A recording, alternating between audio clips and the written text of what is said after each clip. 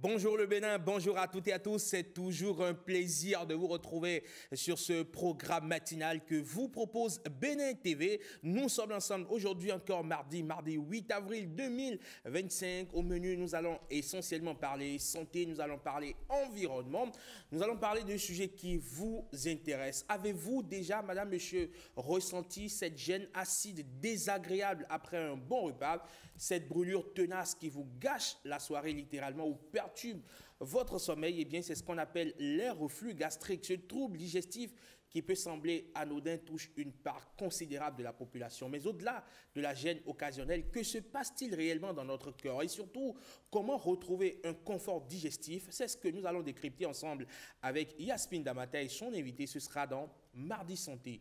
Et puis, chaque jour, vous le savez, nous produisons des kilos de déchets organiques qui finissent bien souvent enfouis, polluant notre environnement. Mais tenez-vous tranquille, il existe une solution naturelle, rapide et étonnamment efficace pour transformer ces rebuts en une source de protéines pour les plantes et les animaux. Et si cette alternative rampait sous nos yeux aujourd'hui, nous allons vous emmener à la découverte d'une initiative audacieuse, l'élevage d'asticots pour nourrir les volailles. C'est ce que nous allons voir avec William Apollinaire Tchouki, bien sûr, ici sur Bonjour le Bénin. On dit souvent que l'avenir se construit dès le plus jeune âge. Et s'il passait aussi par des mains vertes, aujourd'hui, nous allons vous présenter une initiative pleine de fraîcheur et de bon sens. Dans une école, les enfants ne se contentent pas d'apprendre les tables de multiplication, ils apprennent aussi à faire du jardinage, à comprendre les cycles de la nature et à développer un lien étroit, précieux avec leur environnement. Vous allez découvrir comment ce petit jardin scolaire est en train de faire grandir bien plus que des plantes. Il fait éclore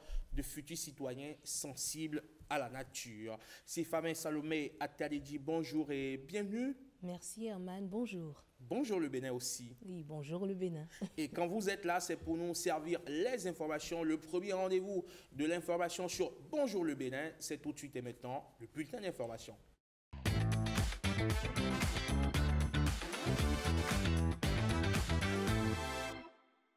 Chers téléspectateurs, bonjour et bienvenue à ce bulletin d'information. Les internautes célèbrent la nouvelle identité de la SRTB. Depuis dimanche, les nouvelles couleurs des médias de l'audiovisuel public béninois font bouger les réseaux sociaux. Les attentes se multiplient. Des hommages ont aussi été rendus à l'ORTB, l'ancêtre de la SRTB. Stanislas Lecmont a parcouru les réseaux sociaux. Pour vous, on regarde. Une capture, un commentaire.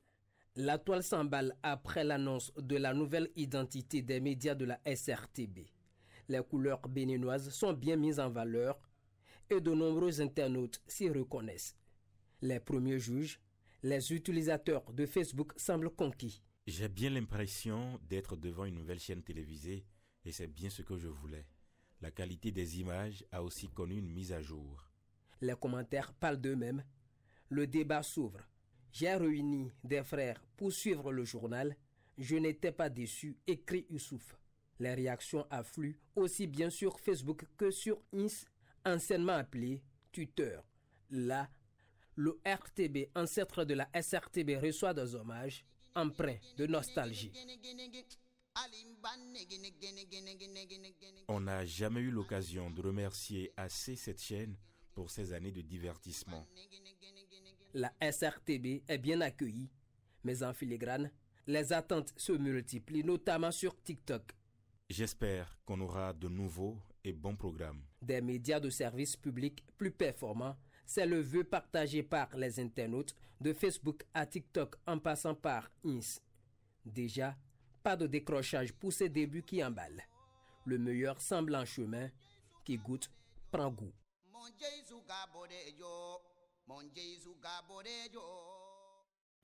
Actualité oblige, on met le cap sur Zlatibor en Serbie. Zlatibor qui a vécu en soirée du 5 avril 2025 le lancement officiel des Jeux olympiques scolaires Gymnasiade des moins de 15 ans.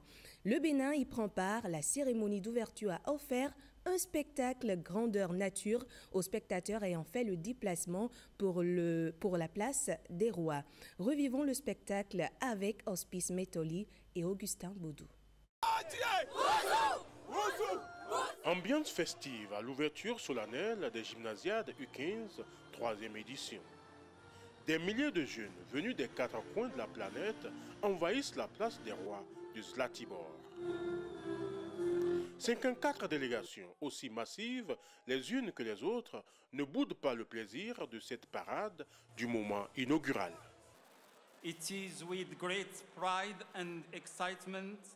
C'est avec une grande fierté et enthousiasme que je vous souhaite la bienvenue aux gymnasiades des jeunes des moins de 15 ans, édition 2025, dans la belle ville de Zlatibor. Cet événement d'envergure réunit les jeunes athlètes venus du monde entier, comme vous le constatez, démontrant non seulement leur talent et détermination, mais aussi leur valeur d'amitié, de respect et de fair play.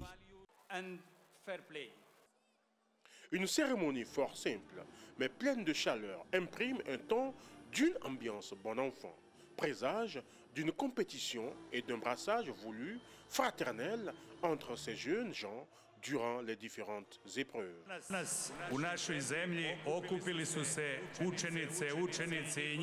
Aujourd'hui, dans notre pays, nous sommes honorés d'accueillir les élèves et leurs enseignants de tous les continents qui, par leur labeur, ont l'opportunité de représenter leur pays respectif à ce tournoi majeur des écoles au plan international.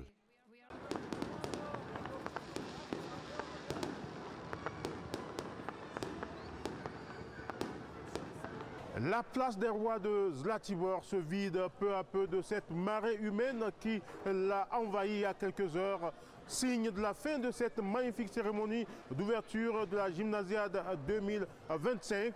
Place désormais aux Jeux et à la conquête des médailles.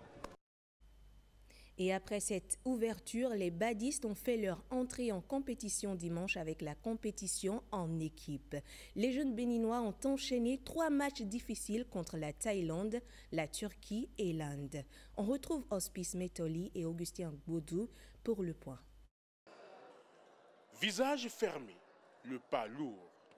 Le premier élan au niveau mondial a été laborieux pour les jeunes badistes béninois.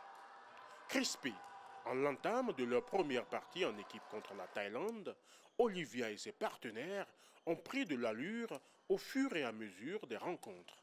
Nos enfants sont habitués aux championnats nationaux et aux championnats de zone.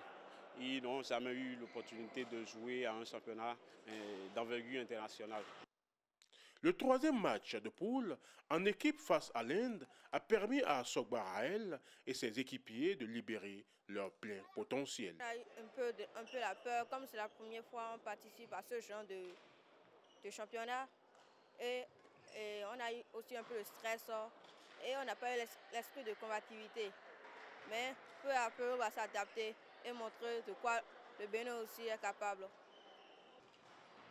Une expérience qui va servir à coup sûr pour les confrontations individuelles. Espoir qui vibre en eux. Pareil chez les encadreurs et en arrière-plan, l'OPSU désireux d'amener cette fine fleur sportive béninoise à engranger l'expérience internationale. Retour au pays à présent. La ministre des Affaires étrangères et européennes de la République de Slovénie a été reçue en audience hier lundi par son homologue béninois Olusegun Adjadi Bakari. Elle est au Bénin dans le cadre d'une visite de travail. Plusieurs accords ont été signés, nous rapportent Edmond Humbo et Amandine Aniambosso. C'est une nouvelle phase dans les relations bilatérales entre le Bénin et la Slovénie. Un tête-à-tête entre les deux ministres pour explorer les axes prioritaires d'un partenariat bénéfique. Le ministre béninois des Affaires étrangères et son homologue de la Slovénie ont signé un mémorandum d'entente sur les consultations politiques et diplomatiques. Nous avons échangé, nous avons signé deux documents de coopération et qui représente pour nous la première étape sur le plan de notre développement économique et de coopération entre le Bénin et la Slovénie. Et il faut dire aussi que je représente également l'Union européenne et nous avons, avec le ministre des Affaires étrangères, parlé donc de l'importance du Bénin, du fait que le Bénin est un pays stratégique dans le cadre donc du développement international. Et nous avons fait comprendre donc aux autorités béninoises aussi que prochainement, au sommet donc, que nous allons avoir entre l'Union européenne et l'Union africaine, le Bénin est attendu. Nous avons parlé aussi de la sécurité et nous avons également échangé sur quelles sont les possibilités pour l'Union européenne de soutenir le Bénin dans sa marche vers donc, le développement inclusif. Le Bénin et la Slovénie veulent désormais bâtir un partenariat solide et durable. Objectif, favoriser des projets concrets pour le développement des deux pays. On rejoint cette fois-ci le département du Koufo. L'énergie électrique est désormais une réalité à Djakotoma. En tournée dans cette commune, le ministre de l'Énergie, de l'Eau et des Mines a inspecté plusieurs chantiers en cours, réaffirmant l'engagement du gouvernement à améliorer l'accès des populations aux services essentiels comme l'eau potable et l'énergie électrique. Les précisions avec Igor Ayoso et Ulvaeus Balogun. Au cœur de ce hameau de Kokorwe dans la commune de Djakotoma, longtemps resté dans l'obscurité, un jour nouveau se lève. Grâce au programme d'action du gouvernement, l'électricité n'est plus un luxe dans cette localité. Nous avons fait les mises en service du 25 février au 5 mars. Le réseau, déjà dans toute la commune, va permettre d'accueillir près de 1900 abonnés dans toute la commune de Djakotoma. Nous avons installé 210 foyers d'éclairage public, les lampadaires. Ici, c'est 8 lampadaires qui sont installés. De l'électricité disponible, mais des infrastructures socio-communautaires vitales non raccordées. C'est le cas du centre de santé de la localité. Pour le gouvernement, l'énergie électrique ne doit plus être une denrée rare. Au contraire. Il y a un poteau à mettre quelque part avec un transfo piqué d'électricité pour le transformer et l'amener à basse tension qu'on peut utiliser domestiquement. Et tout le coin est électrifié. Cette descente du ministre de l'Énergie, de l'Eau et des Mines à Djakotoma a permis de noter les avancées et de lever les goulots d'étranglement à la bonne mise en œuvre de l'action gouvernementale. Nous témoignons notre reconnaissance au chef de l'État pour tous ces projets qui ont été réalisés dans notre commune. Les différentes préoccupations que nous avons eues à poser sur le terrain, immédiatement sur les lieux, le ministre a apporté des solutions. Merci, monsieur le ministre, d'avoir donné des instructions. C'est sûr que dans quelques jours, les agents de santé à Kokorwe se sentiront dans une vie. On a constaté l'envergure des investissements dans la commune ici. Et il y a des petits problèmes qui se posent auxquels nous devons trouver des solutions ensemble.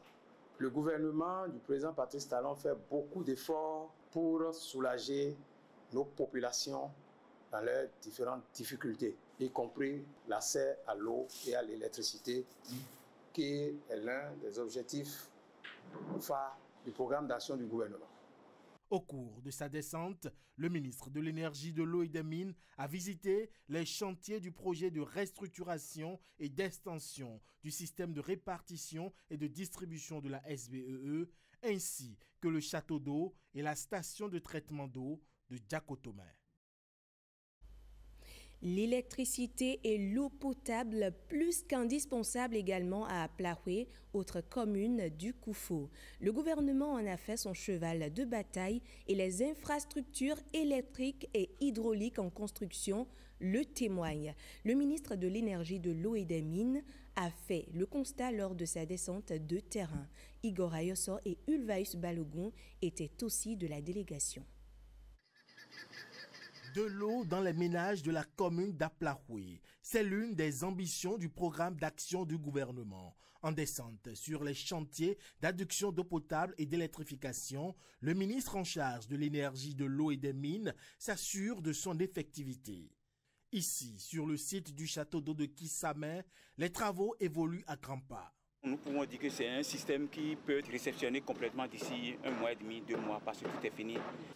Même constat ici à Aplahwe Centre, sur le site du château d'eau en construction.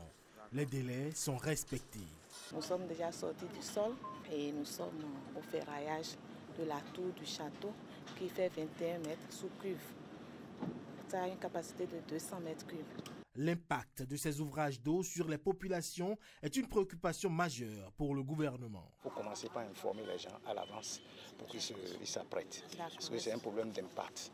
Et ça, c'est très important pour le gouvernement. Après avoir investi autant, si nos populations n'ont pas d'eau chez eux, c'est comme si on n'avait rien fait. Cap est ensuite mis sur le village Chiunderhwe à Zové. Ici, il est question de s'assurer de la disponibilité de l'énergie à travers l'extension du réseau électrique. Les travaux réalisés se résument à un linéaire mix de 896 mètres, un linéaire BT de 7576 mètres, de 2 transformateurs de 160 kVA et de 20 lampadaires pour l'éclairage public. On a la capacité d'aller jusqu'à 500 ménages. Et jusque-là, il y a 107 qui se sont déjà prononcés. Qu'est-ce que vous faites pour que les 400 qui restent viennent vers vous? La sensibilisation continue parce qu'on fait du porte-à-porte. Pour que l'action gouvernementale impacte les populations, chaque citoyen dans son ménage, il est impérieux de travailler en synergie. Mot d'ordre de l'autorité ministérielle. Et maintenant, rattraper rapidement ce retard-là pour que d'ici fin juin, qu'on me dise que les gens ont été vraiment impactés. Allez chez eux les chercher. Allez chez eux parce que les gens n'ont pas l'information généralement. Ils ne savent pas que le gouvernement fait en sorte que les gens aient des facilités pour leur permettre de se connecter. Donc il faut le faire.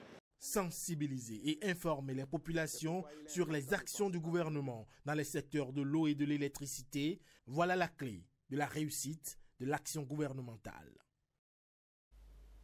Le président du Conseil économique et social et sa délégation ont mis le cap sur le centre avec toujours un même objectif, remonter les aspirations des diverses couches de la société pour une meilleure résolution. Dans la ville de Dassazouma, l'équipe conduite par Conrad Baguidi a également procédé au lancement officiel des activités des conseils départementaux du CES des Collines. Les précisions avec Renoir Kakpo et Simon Villon. Cette situation est récurrente dans le département des Collines. Les conflits entre éleveurs et agriculteurs sèment émoi et désolation au sein des populations.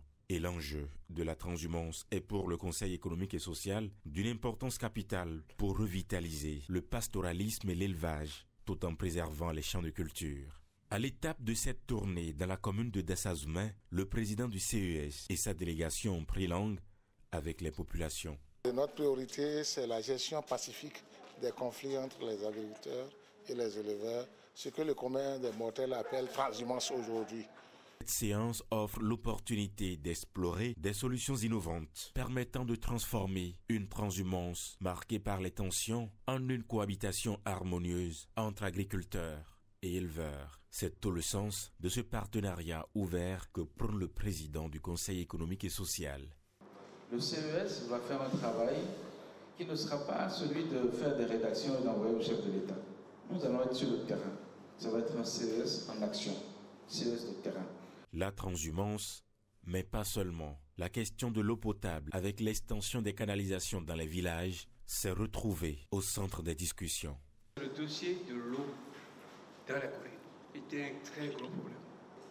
Vous voyez, nous apprenons là que le problème de la source a été réglé. Une étape importante avant d'aller aux autres étapes. C'est-à-dire que nous devons continuer à nous battre pour le bien-être de nos populations.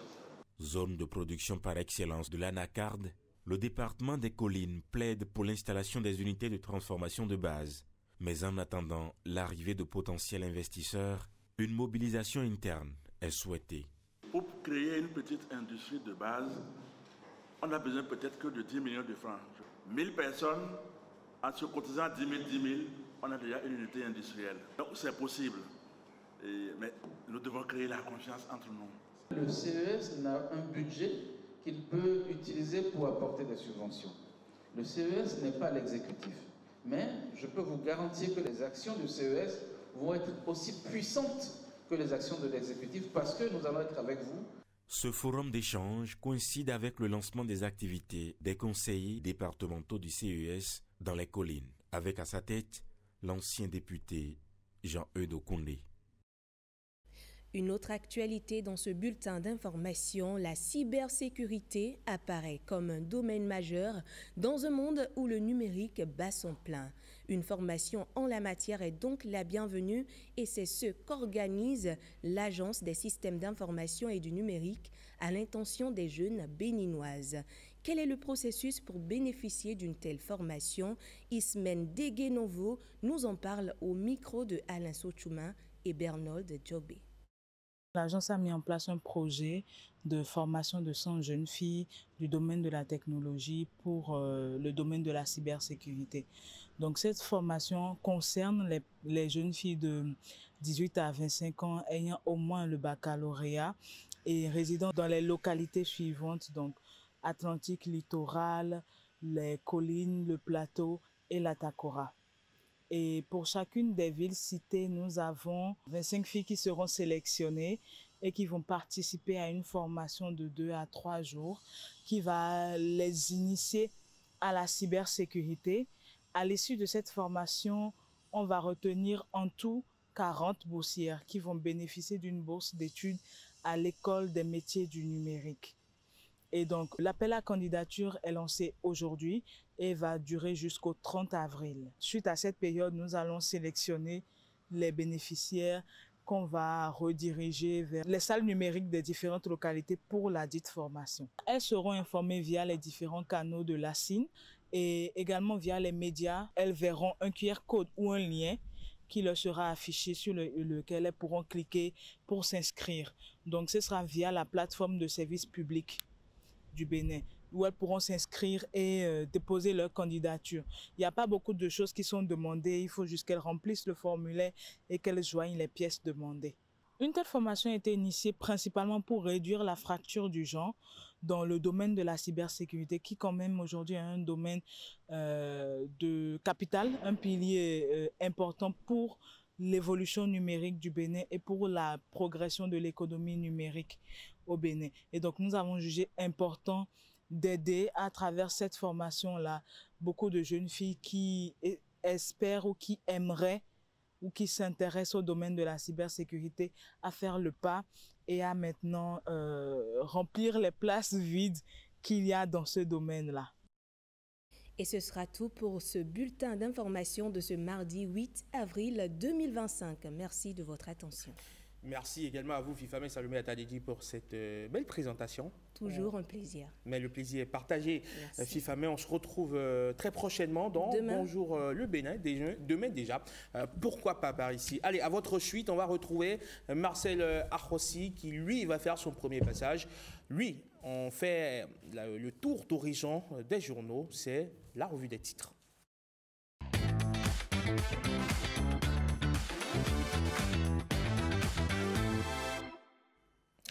La revue des titres de Marcel Arrossi qu'on va découvrir tout à l'heure, bien sûr avec lui, malheureusement.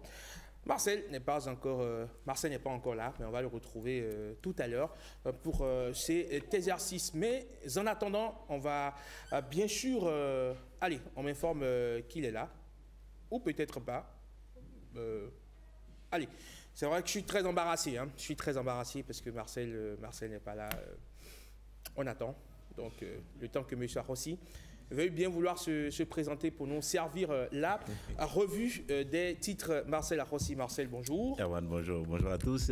Comment allez-vous? Très bien, merci. C'est un plaisir de vous retrouver sur la matinale. Bonjour le Bénin. Bonjour. Allez, on va parcourir ensemble les journaux. C'est dans la revue des titres. Voilà, nous démarrons aujourd'hui cette revue des titres, en attendant bien sûr la revue de presse en fin d'émission par le quotidien Fraternité. Fraternité, aujourd'hui, le Bénin à l'ère du numérique, entre gain de temps, d'argent et d'énergie, une révolution en marche. Julien Houpet, docteur en droit et spécialiste du numérique, déclare dans les colonnes de Fraternité que la digitalisation des actes d'état civil représente une avancée majeure, mais elle soulève plusieurs défi. La Nation, quotidien de service public aujourd'hui, renforcement des liens entre le Bénin et la Slovénie, un mémorandum d'entente signé, la coopération avec le port de Cotonou est en marche, les échanges entre les responsables du port autonome de Cotonou et l'envoyé de l'Union européenne à Cotonou, la ministre des Affaires étrangères de la Slovénie, Tanja Fajon,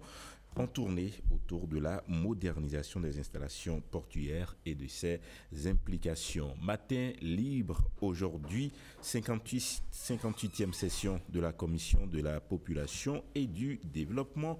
Biotchané présente les réformes du Bénin pour un mieux-être de tous. Les élections générales de 2026 sont également à la une de Matin libre. La mouvance se serre les coudes, l'opposition part en vrac. L'emblème du jour, sortie virulente d'un ténor de la mouvance présidentielle.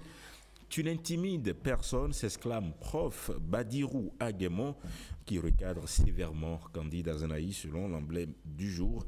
9 ans de gouvernance de Patrice Talon, Clément Humpé salue les réalisations dans l'Ouémé Plateau. C'est à retrouver dans les colonnes de l'emblème du jour. Eudoxie Dakpé, de son côté, parle de la transformation du mono et du koufo. Franck Béanzin, fier des œuvres réalisées dans le zoo et les collines. Et beaucoup d'autres témoignages à retrouver dans la parution de l'emblème du jour. Le pays émergent aujourd'hui, visite d'une délégation de la Fédération béninoise de football sur le chantier de construction du centre d'excellence du football féminin. La colère du président Mathurin de Chacus face à la lenteur des travaux, les entreprises mises devant leurs responsabilités.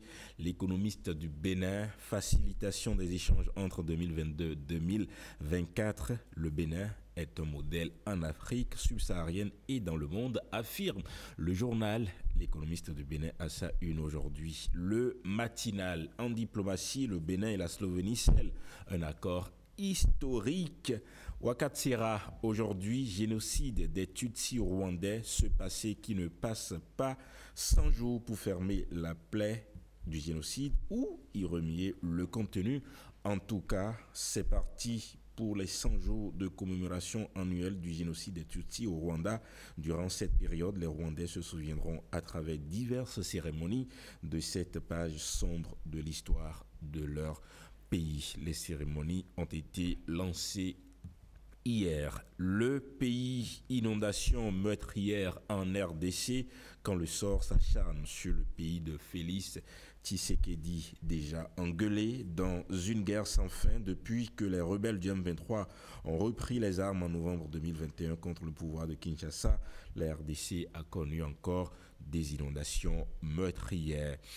Et puis le Monde informe qu'après de fortes pluies, la montée des eaux a dévasté plusieurs quartiers périphériques et défavorisé la capitale congolaise, marquée par une urbanisation très anarchique, affirme le Monde. Courrier international parle des flots après de violentes intempéries. La capitale congolaise a été touchée par d'importantes pluies qui se sont transformées en inondations les 4 et 5 avril dernier. Les premiers bilans font état d'une trentaine de morts. C'est triste. BBC News, la vie reprend petit à petit après les fortes intempéries à Kinshasa. Radio France Internationale, depuis la destruction d'un drone malien par l'Algérie à la frontière entre les deux pays dans la nuit du lundi 31 mars au 1er avril, le temps ne cesse de monter. Et puis, avec 20 minutes, nous apprenons que dans la crise diplomatique, c'est le Mali, le Niger et le Burkina Faso qui s'unissent contre l'Algérie. Voilà pour les titres, la revue de presse dans un instant. Merci Marcel, on se retrouve en fin d'émission pour la revue de presse. Bonjour le Bénin, juste après vous on retrouve Yasmine Santé, Yasmine Damata pour sa chronique santé, pourquoi pas Yasmine Santé aussi, ça passe.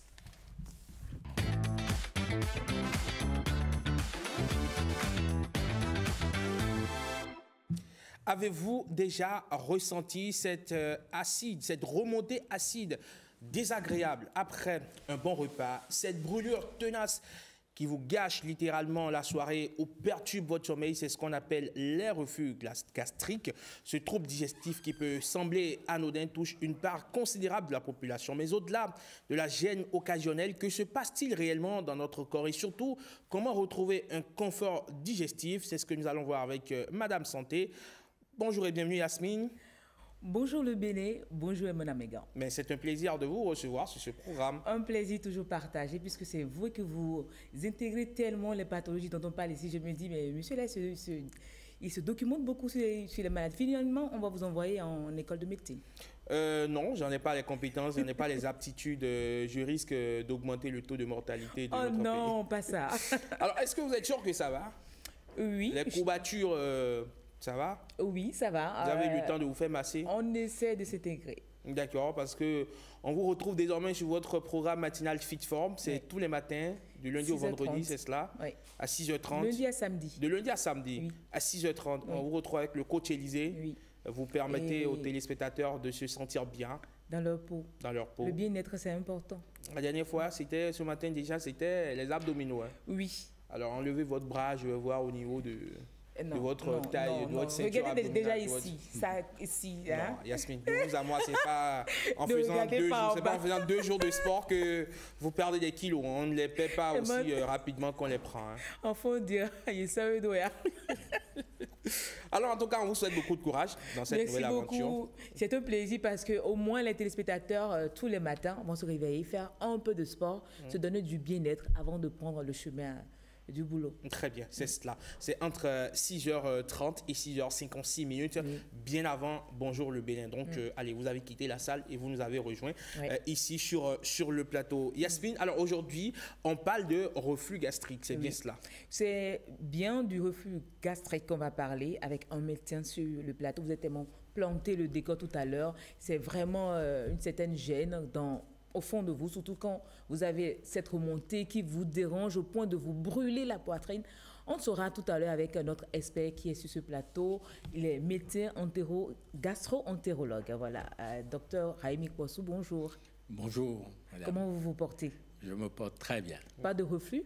Non, ça va, ça va. Généralement, on entend hépato-gastro-entérologue, non? Tout à fait, c'est bien ça. C'est hépato-gastro-entérologue. Comme elle est une paresseuse, elle a sectionné. Oui, c'est vrai que le plus souvent, on dit gastro-entérologue pour faire court. Même on dit gastro. Ça fait genre. Voilà. Ça fait genre, c'est chic.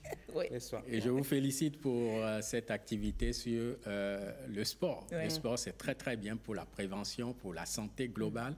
Le sport est très, très bien. On va l'entendre aussi. Il paraît que ça empêche également les reflux gastriques. Bien sûr, on en parlera. On va l'entendre à la fin de cette émission. J'ai l'impression que tous les mardis, on dit souvent manger 5 fruits et légumes par jour, 30 minutes d'activité sportive. Tout à fait. On aura tout sur Bonjour le Bénin. D'accord. Allez, Yasmine, on y va. Alors, docteur, c'est vrai qu'on a un peu expliqué ce qu'est le reflux gastrique. C'est vous le médecin ici, donc vous voudriez bien dire à nos téléspectateurs c'est quoi un reflux gastrique. D'accord. Donc, moi, c'est le docteur Aboulou Raimi Poissou. Je suis hépato-gastro-entérologue au CNHU de Cotonou et je suis enseignant-chercheur à la Faculté des sciences de la santé de Cotonou. Le reflux gastro-œsophagien, c'est la remontée du contenu de l'estomac dans l'œsophage sans effort de vomissement. Donc ça remonte sans qu'on ait fait d'effort.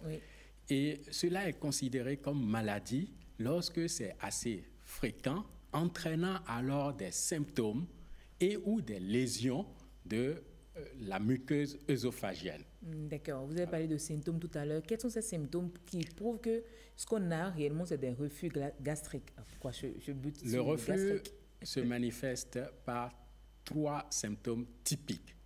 Le premier, c'est ce qu'on appelle pyrosis. Le pyrosis, c'est une douleur de siège épigastrique, donc dans le haut du ventre, et qui irradie, qui remonte vers la bouche et de façon ascendante. Donc ça remonte et ça brûle. Donc c'est une douleur à type de brûlure ascendante vers la bouche. Les régurgitations, c'est le deuxième symptôme. Il s'agit de remonter du contenu de l'estomac dans l'œsophage sans effort de vomissement. Voilà les 2 principaux symptômes. Le troisième signe, c'est le fait que ces signes surviennent lorsqu'on fait l'antéflexion. C'est ce qu'on appelle notamment le signe du lacet de soulier. Par exemple, quand le sujet s'abaisse pour nouer ces lacets de soulier, alors la douleur survient et les remontées se produisent. Et parfois on rote. Oui, le fait de roter n'est pas un signe. Ça peut survenir lors du reflux, mais ce n'est pas vraiment un signe de reflux, les éruptations. C'est plus atypique. Mais tout se passe au niveau de l'estomac. Oui, en fait, c'est de l'estomac, l'acidité de l'estomac qui remonte vers l'œsophage. Normalement, le contenu de l'estomac devrait descendre. Ça ne devrait pas remonter. Tout à fait. Qu'est-ce qui cause cette montée? Justement. Il faut dire que la pression dans l'abdomen est plus forte que celle dans le thorax. Oui. De sorte que, physiologiquement, il y a une tendance à ce que ce qu'il y a dans l'estomac ait tendance à remonter vers l'œsophage. Et pour contrecarrer cette tendance à la remontée vers l'œsophage, il y a un système qu'on appelle une barrière anti-reflux qui est en place. Notamment, l'entrée de l'estomac présente une partie musculaire bien renforcée qu'on appelle sphincter inférieur de l'œsophage, qui a une zone de forte pression qui empêche que le contenu de l'estomac ne remonte lorsque l'estomac se contracte. À part cela, il y a des moyens de fixité qui permettent de maintenir l'entrée de l'estomac sous le diaphragme en position abdominale. Pour une raison ou une autre, il peut se faire que ce système anti-reflux soit défaillant. La défaillance peut survenir de façon fonctionnelle, c'est-à-dire qu'il n'y a pas une cause mécanique qu'on puisse identifier. C'est notamment le phénomène qu'on appelle des relaxations transitoires du sphincter inférieur de l'œsophage qui arrivent après des repas et qui font que alors ce sphincter inférieur se relâche et laisse remonter. Il y a des fois où il y a le tonus du sphincter inférieur qui est diminué en permanence à la faveur, par exemple, de certains repas, les aliments gras, certains toxiques comme le tabac, l'alcool, certains médicaments comme les anticalciques, les dérivés nitrés qui sont utilisés en cardiologie, la théophiline utilisée en pneumologie. Ces produits-là, le chocolat comme aliment, vont diminuer la force du sphincter inférieur et ça va favoriser les remontées d'acidité. À part ces mécanismes fonctionnels. Déjà à ce niveau, ça veut dire que certains aliments que nous consommons dilatent déjà le sphincter inférieur de l'œsophage. On a des reflux gastriques. Tout à fait. Donc c'est lié le plus à l'alimentation. L'alimentation influence, l'alimentation intervient. À part cela, il y a un phénomène anatomique. Normalement, donc, le cardia, donc l'entrée de l'estomac, est située en position abdominale.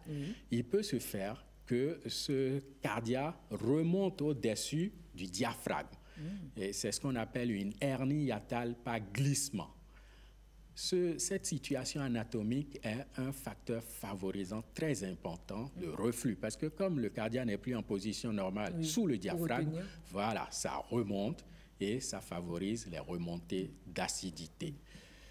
À part cela, il y a des facteurs tels que l'obésité. L'obésité fait que la pression dans le ventre augmente et ça favorise le reflux. La grossesse est une condition physiologique. Chez les femmes enceintes, alors. Oui, puisque parce qu'on remarque souvent chez les femmes enceintes, elles ont beaucoup de reflux gastriques et on recommande toujours de prendre des médicaments. Effectivement, c'est très fréquent chez la femme enceinte puisque la grossesse fait que la pression augmente dans le ventre. En plus, les hormones tels que les oestrogènes, la progestérone, diminuent la pression du sphincter inférieur de l'œsophage et ça favorise le reflux gastro-œsophagien. À part cela, les diabétiques, l'hyperglycémie diminue le tonus ralentit la vidange gastrique, ce qui favorise les remontées d'acidité. Voilà en gros les principales causes de reflux gastro-œsophagien. Mais est-ce qu'un stress peut également amener à faire un reflux gastrique? Le stress n'est pas en lui-même à la cause, mais ça peut favoriser la production d'acide, ce qui fait que ce qui remonte est d'autant plus acide et augmenter les symptômes. Est-ce que il y a des complications quand on parle de reflux gastrique? Oui. Les complications sont surtout liées au fait que ce qui remonte est acide et va entraîner des plaies au niveau du bas œsophage, ce qu'on appelle une œsophagite peptique. Quand cette œsophagite est très sévère, c'est une complication. Ça peut s'ulcérer, un ulcère du bas œsophage, ça peut donner des saignements, hémorragie digestive, la personne commence à vomir du sang, ça peut sténoser, en voulant cicatriser, ça ferme le bas de l'œsophage et on a du mal à avaler. On appelle sténose. Ça peut transformer la muqueuse du bas œsophage en une muqueuse qui ressemble à celle de l'intestin. On appelle ça une métaplasie intestinale et c'est une lésion qui va favoriser ensuite la survenue d'un cancer du bas œsophage, qui est la complication la plus redoutable. Mais qu'est-ce qui reflux gastrique simple? Oui, de reflux gastrique simple, on parle de cancer, oui, on parle le reflux gastro-œsophagien est un facteur favorisant le cancer du bas œsophage, et on doit le savoir. Toutefois, ce n'est pas tous ceux qui ont du reflux gastro-œsophagien qui vont développer le cancer du bas œsophage. Donc, ça arrive chez moins de 1% des personnes qui ont le reflux gastro-œsophagien, mais il faut savoir que ce risque-là existe et le savoir. En plus, le reflux, du fait de par sa fréquence, peut altérer la qualité de vie des patients parce que le sommeil est perturbé et quand les symptômes sont très fréquents, ça handicape et ça perturbe la qualité de vie. Mais est-ce qu'il y a une prise en charge adéquate pour réellement finir une fois pour de bon avec les reflux gastriques? Oui, en fait, il faut savoir que le reflux est une maladie qui a tendance à la chronicité. Voilà. Ça se soigne bien, mais il faut savoir que ça peut récidiver et qu'il y a besoin des fois d'un traitement au long cours. Les médicaments, d'abord, il y a les conseils qui sont très importants. C'est 3 conseils importants. Perdre du poids si on est en surpoids. Remonter la tête du lit d'environ 15 cm. Avoir des oreillers? Oui. Non, les oreillers ne sont pas bien efficaces. Il faut mettre des briques de 15 ou bien faire du bois qui a la forme de briques et poser en bas sous les pieds de la tête du lit.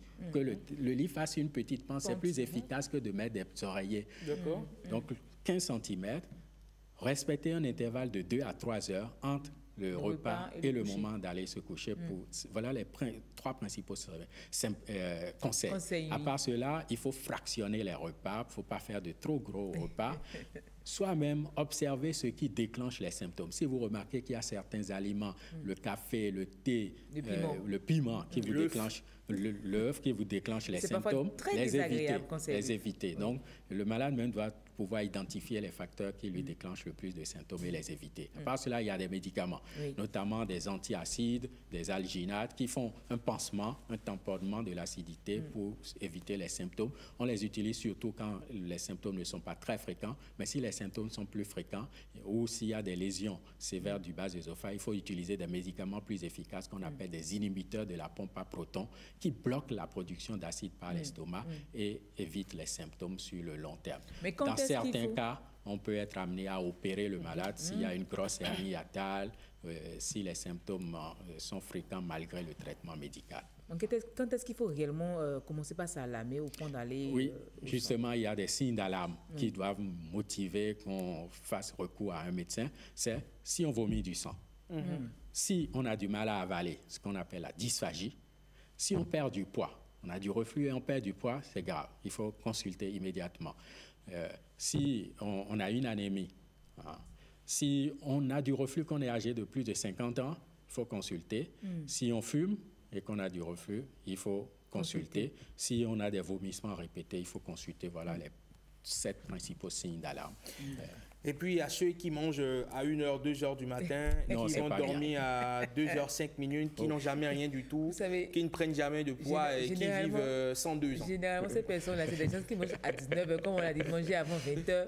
Mais après, ils dorment et à 1h du matin, c'est pour compter combien de briques il y a au plafond. Finalement, ils ne se retrouvent pas à manger encore. Donc, manger tôt le soir, perdre du poids.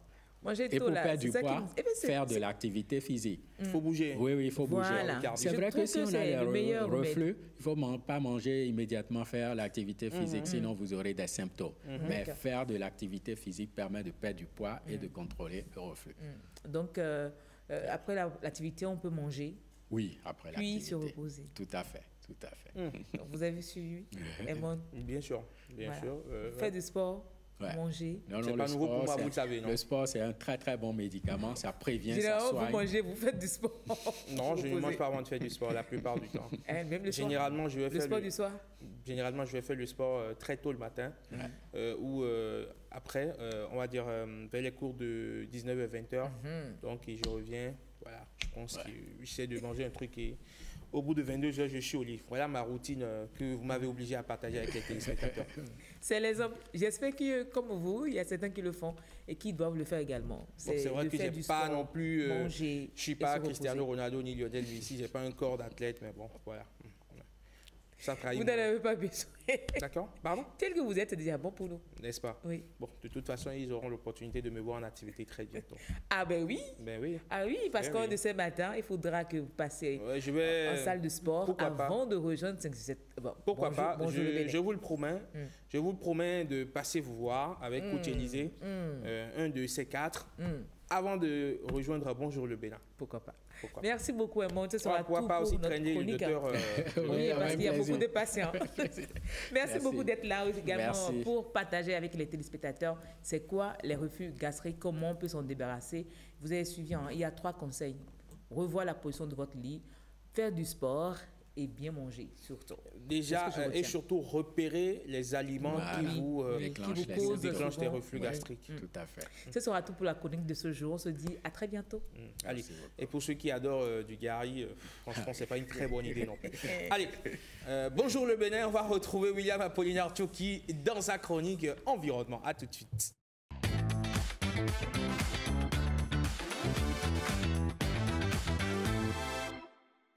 Chaque jour, nous produisons des kilos de déchets organiques qui finissent bien souvent enfouis, ce qui pollue notre environnement. Mais tenez-vous tranquille, il existe une solution naturelle, rapide et étonnamment efficace pour transformer ces rebuts en une source précieuse pour nos plantes et les animaux.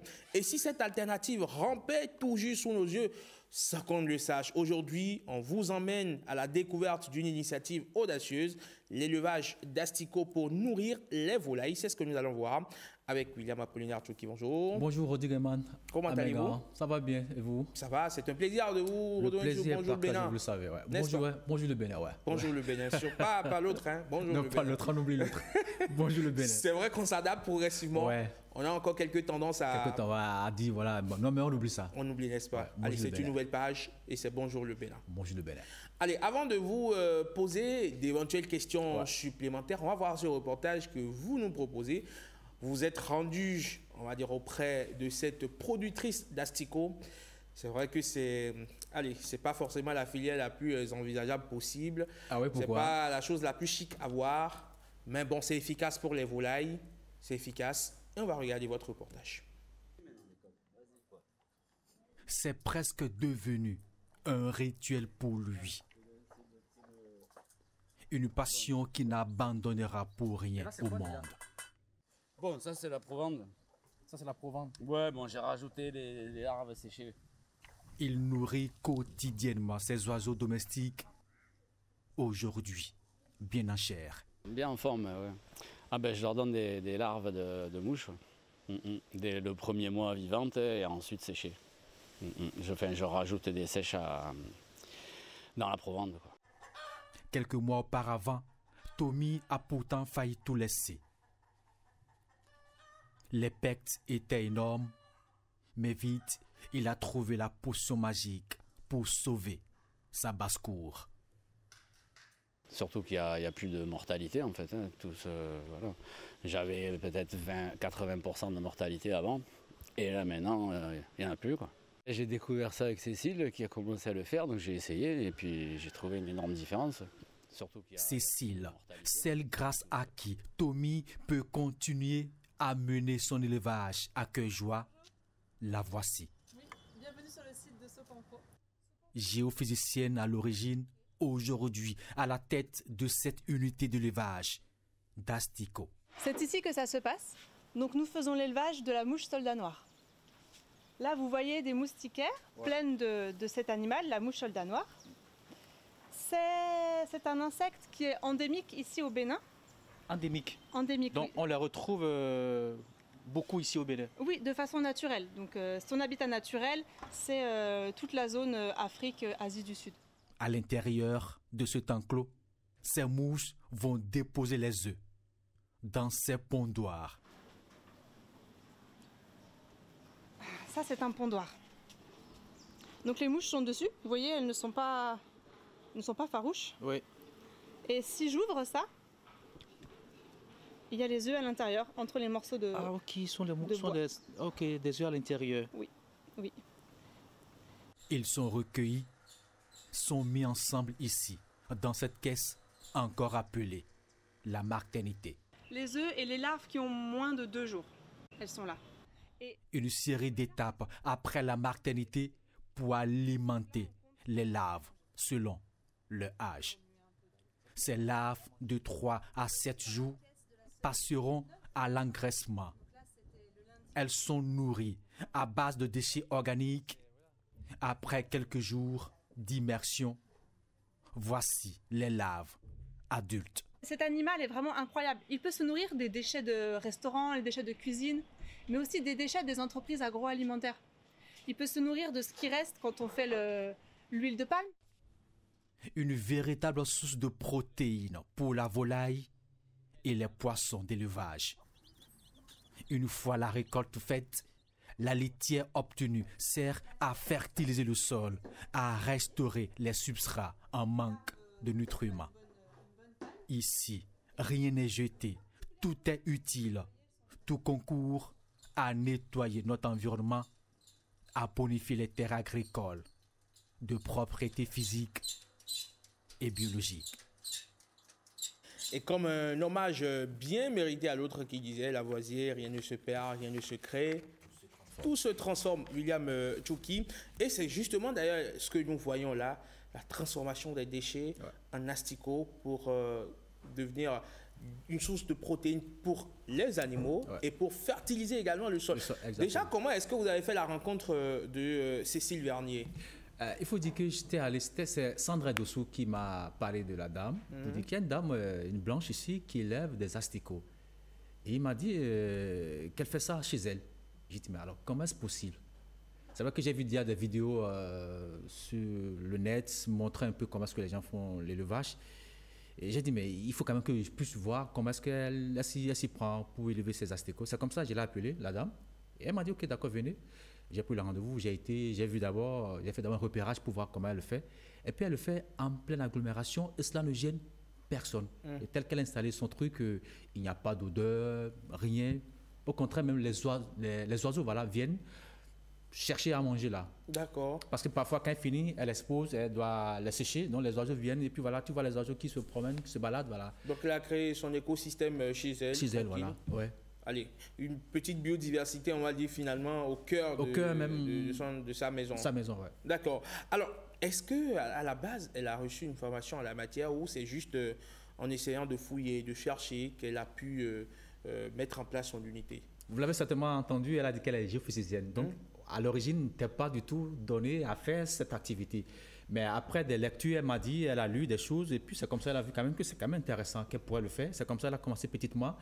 Elle a dit qu'elle a commencé par prendre des déchets organiques, laissés pendant quelques jours. Et puis après, elle a cherché des mouches soldats noirs. Il y en a un peu partout en Afrique. Ici aussi au Bénin, on en trouve. En Asie aussi, on en trouve. Donc, elle a mis ça là. Et puis, ces mouches déposent seulement ces larves. Et puis, c'est fini. Ça se reproduit et puis ça se multiplie. Et puis après, elle prend ces petites larves qu'elle donne, enfin, elle ajoute quand même des déchets d'abattage des animaux. Et puis après, ces trucs-là dévorent en quelques minutes, en quelques jours, tout ce qu'il y a comme déchets, prend de volume et puis c'est fini. Et puis, on lui a dit, voilà, quand on utilise ce produit-là, ces larves qu'on nourrit les volailles avec, ils prennent du poids, ils sont plus costauds et puis voilà, ils sont plus volumineux. Elle a fait l'expérience chez elle, ça a marché. Et puis elle a dit, mais pourquoi ne pas en faire d'activité économique?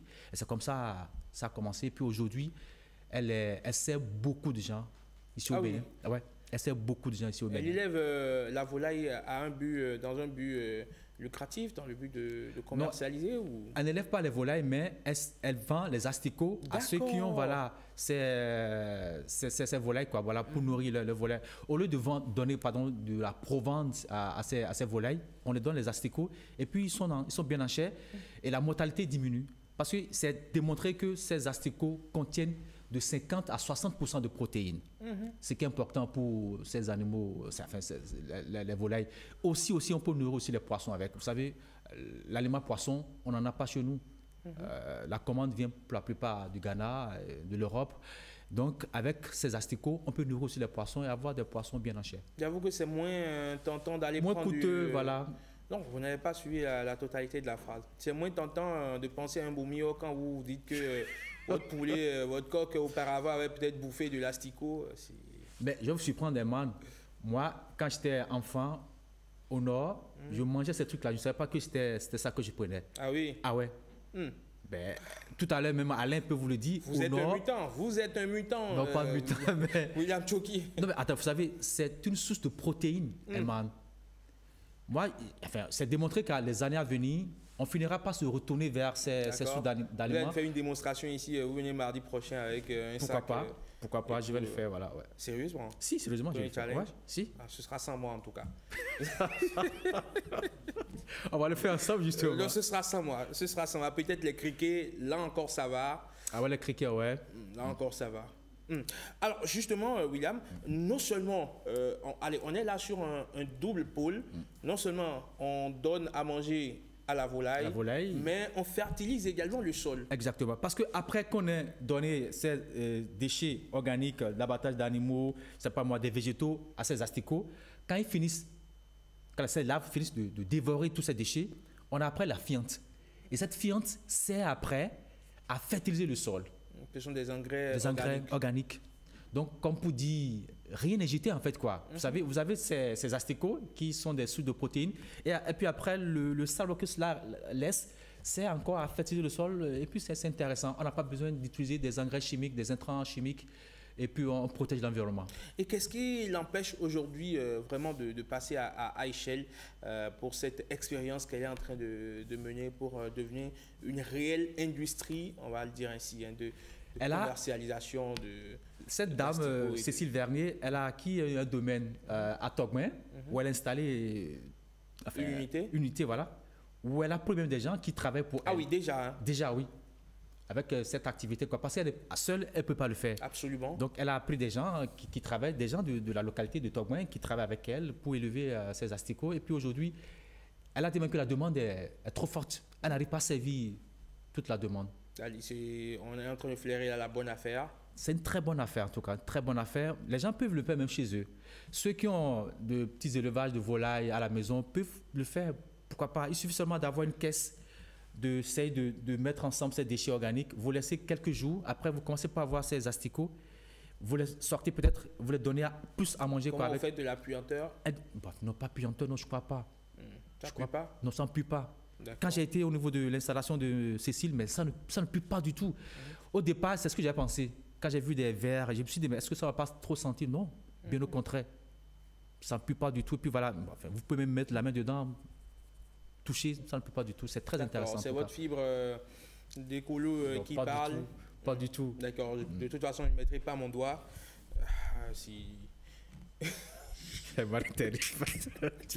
Mais Emma, c'est une source de devises et c'est pas moi. Je sais pas, les gens peuvent le faire chez eux et puis voilà, avoir beaucoup d'argent. Parce que la dame par exemple dit que par jour normal, elle doit livrer près de 100 kilos d'asticots. Mais qu'elle n'arrive pas à servir tout le monde. Donc, je me dis, mais les gens peuvent développer cela à petite échelle, voilà, chez eux. La filière d'élevage d'asticots. Plutôt que tout le monde se rue vers la volaille ou les bovins, on peut s'intéresser également à la filière d'asticots. Oui. C'est on va dire quoi, une filière porteuse, une filière d'avenir. Si déjà on les donne à la volaille, on donne ça aux poissons et que nous consommons ces poissons, ça veut dire que nous aussi on peut prendre ça directement. Voilà. D'accord, très bien. Allez, c'est vrai que l'idée est moins... on l'entend moins que ça transite par la volaille avant d'atterrir chez nous. C'est mieux comme ça. C'est mieux. Que de prendre ça directement. Que de prendre ça directement. En fait, tôt ou tard, on va en venir en tout cas. N'est-ce pas? Ouais. Bien sûr, ailleurs dans le monde, certaines personnes n'hésitent pas à... les gens prennent ça, voilà, oui. C'est comme des cacahuètes, voilà, qu'on prend facilement. Voilà. Même on va au supermarché, on peut acheter au kilo, voilà, et puis amener à la maison. C'est vrai que même si vous chemisez dans tous les sens, j'ai du mal toujours à l'intégrer. Qu'est-ce que vous avez à nous donner d'autres comme information? Non, c'est pour dire que les déchets organiques que qu'on enfouit sous terre, c'est une pète énorme. Il suffit d'avoir, comme vous l'avez dit, des caisses chez nous et puis entasser ces déchets. Et puis quelques jours après, on a ces asticots. On peut essayer quand même de faire comme l'a fait Cécile Vernier. Chaque étape, donner à manger à ces asticots, les faire grandir. Et puis après, on peut vendre cela.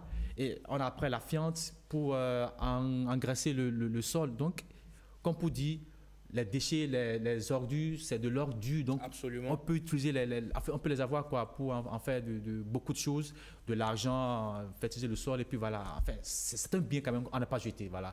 Contrairement à ce qu'on fait aujourd'hui. Quand je vois par exemple les camions de la GDS remplis de déchets, quand on les envoie vers les lieux d'enfouissement, je me dis, mais qu'est-ce qu'on fait de ces déchets organiques? Est-ce que tout ça là sera enfoui sous terre alors qu'on pouvait quand même les exploiter? Quand vous allez par exemple au niveau de Kadiamoula, je vois les périmètres de maraîchage, je suis sûr quand même que la plupart utilisent les engrais chimiques pour engraisser pour enrichir le sol. Donc, je me dis, mais ça aussi, on peut le faire et éviter que les gens ne tombent malades. Voilà. Malheureusement, aujourd'hui, lorsque vous allez prendre les produits maraîchers, ce n'est pas forcément les produits les plus bio qu'ils... Vous savez, quand on va acheter ces produits, souvent on aime les feuilles de salade bien jolies. Même la carotte bien ne jolie. doit pas avoir de taches. Voilà. Ça doit être immaculé, ça doit être bien dessiné. Allez voir au fond, mais c'est bourré d'engrais chimiques.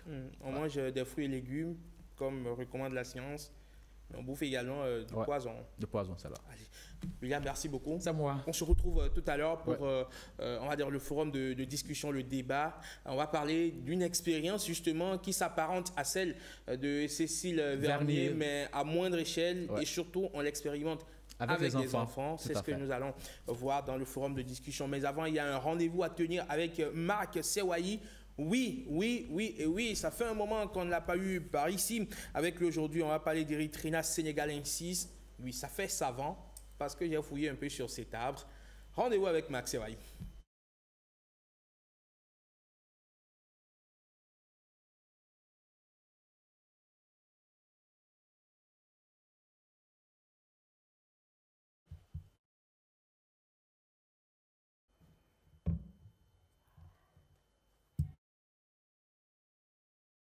Avec Marc Sewayi à présent pour parler d'Erythrina senegalensis. Malheureusement, il n'y a pas eu le jingle pour l'installer. Ce n'est pas grave. Merci beaucoup à la régie, en tout cas, pour tout le travail abattu. Marc Sewayi, bonjour. Bonjour, docteur Herman. Comment allez-vous? Ça va très bien. Vous m'avez offert un titre de doctorat gratuitement. C'est pas grave. Je prends, je reçois. C'est un raccourci pour moi aussi. Donc, il faut me faire la différence ingénieur et ingénieux.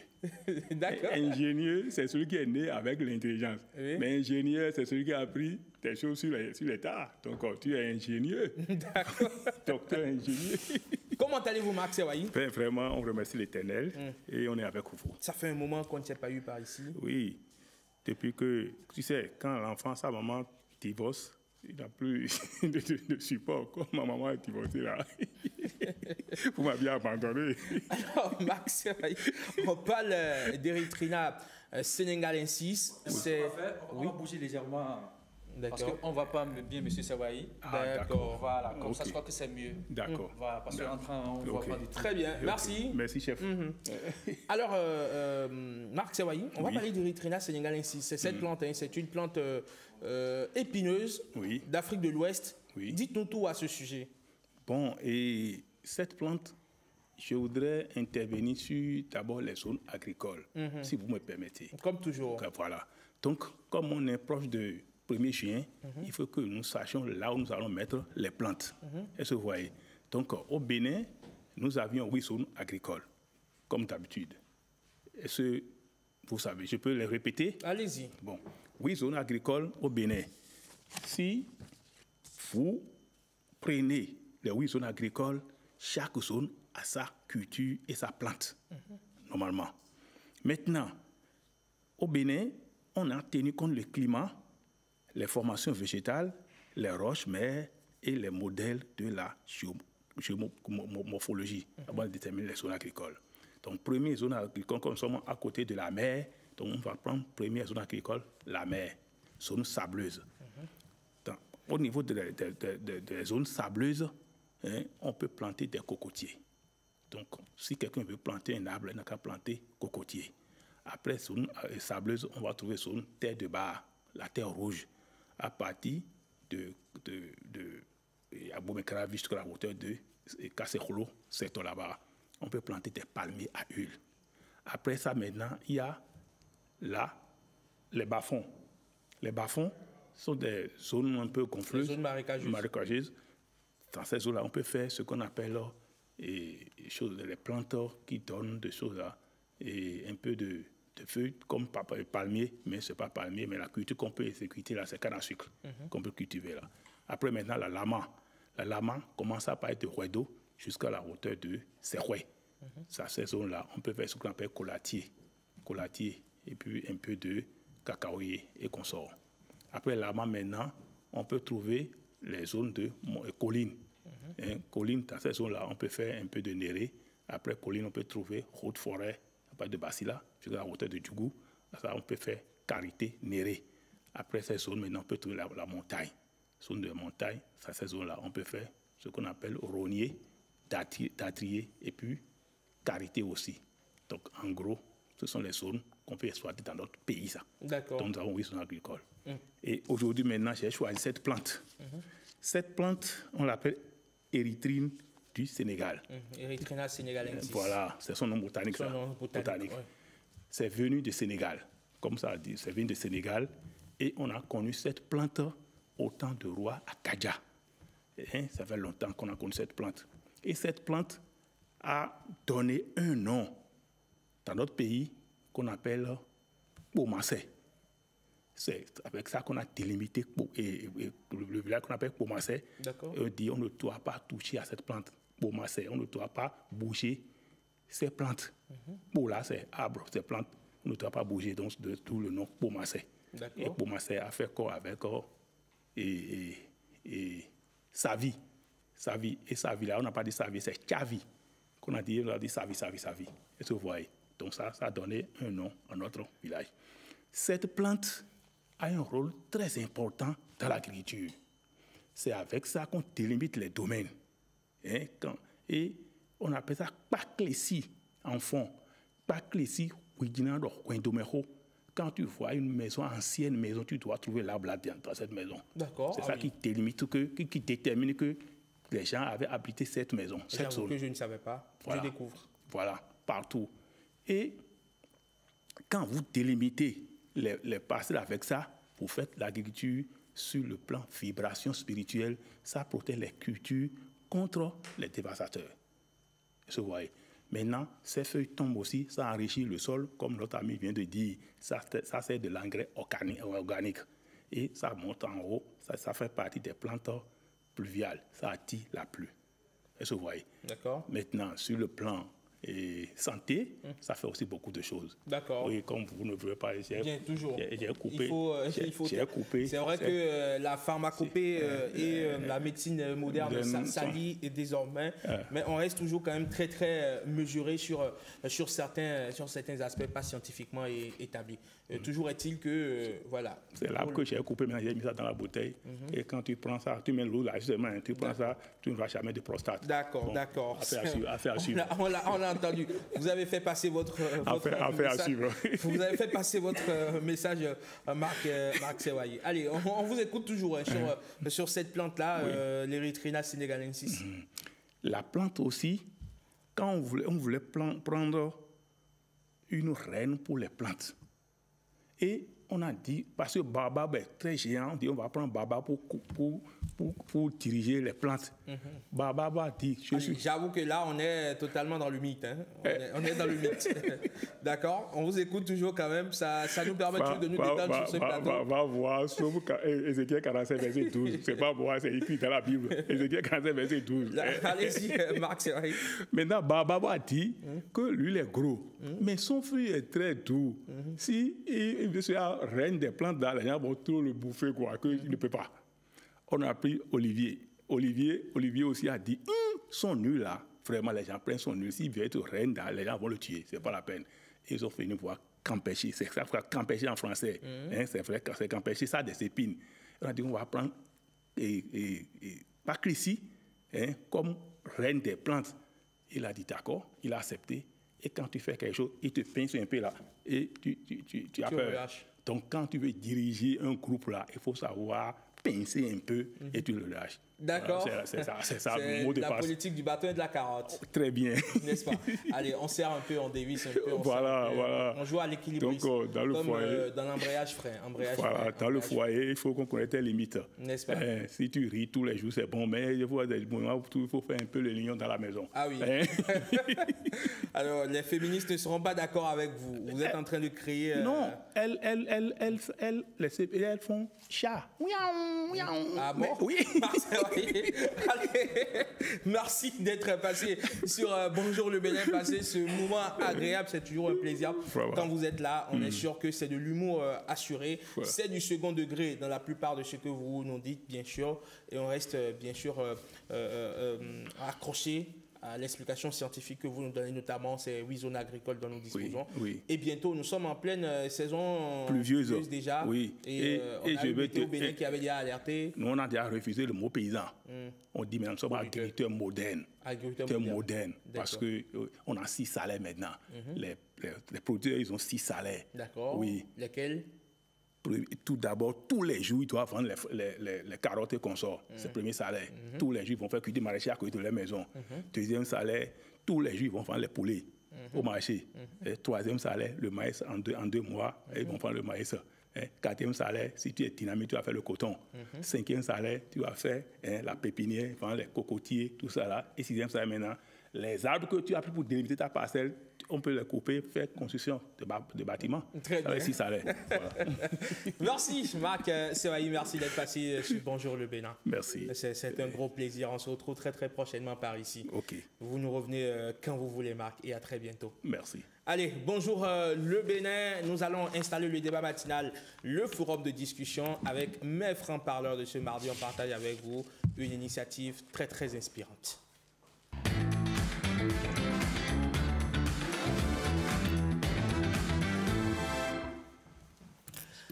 Bonjour à tous, merci de toujours nous suivre sur Bénin TV. Vous êtes sur Bonjour le Bénin. On dit souvent que l'avenir se construit dès le plus jeune âge. Et s'il passait aussi par les mains vertes, aujourd'hui, nous allons vous présenter une initiative pleine de fraîcheur et de bon sens. Dans une école, les enfants ne se contentent pas seulement d'apprendre les tables de multiplication, ils apprennent aussi à faire du jardinage, à comprendre les cycles de la nature et à développer un lien précieux avec l'environnement. Vous allez découvrir comment ce petit jardin scolaire est en train de faire grandir bien plus que des plantes. Il fait éclore de futurs citoyens plus sensibles à la nature, on va le dire, des citoyens éco-responsables. Et autour de la table pour opiner sur ce sujet, une dame, Claire Azoubin, directrice du complexe Les Petits Poussés. Bonjour et bienvenue. Bonjour, bonjour le Bénin. Bonjour à toutes et à tous. Très contente d'être là. Mais le plaisir est partagé. On ira tout à l'heure dans votre école pour voir l'initiative que vous avez mise en place avec vos apprenants. Monsieur Sabo, bonjour et bienvenue. Bonjour à toutes et à tous. Comment allez-vous? Mais ça fait plaisir de vous retrouver. Donc, vous avez changé de nom, on n'est pas informé. Maintenant, c'est Bonjour le Bénin. Bonjour le Bénin. D'accord. Donc, bonjour le Bénin. Bonjour à tous. Alain, bonjour. Bonjour, Emal. Et bonjour le Bénin aussi. Et bonjour. Allez, de 5 sur 7 matin à Bonjour le Bénin, les classiques n'ont pas changé. On va dire les têtes dures du forum de discussion des mardis. Elles n'ont pas changé. William Tchouki est resté avec moi.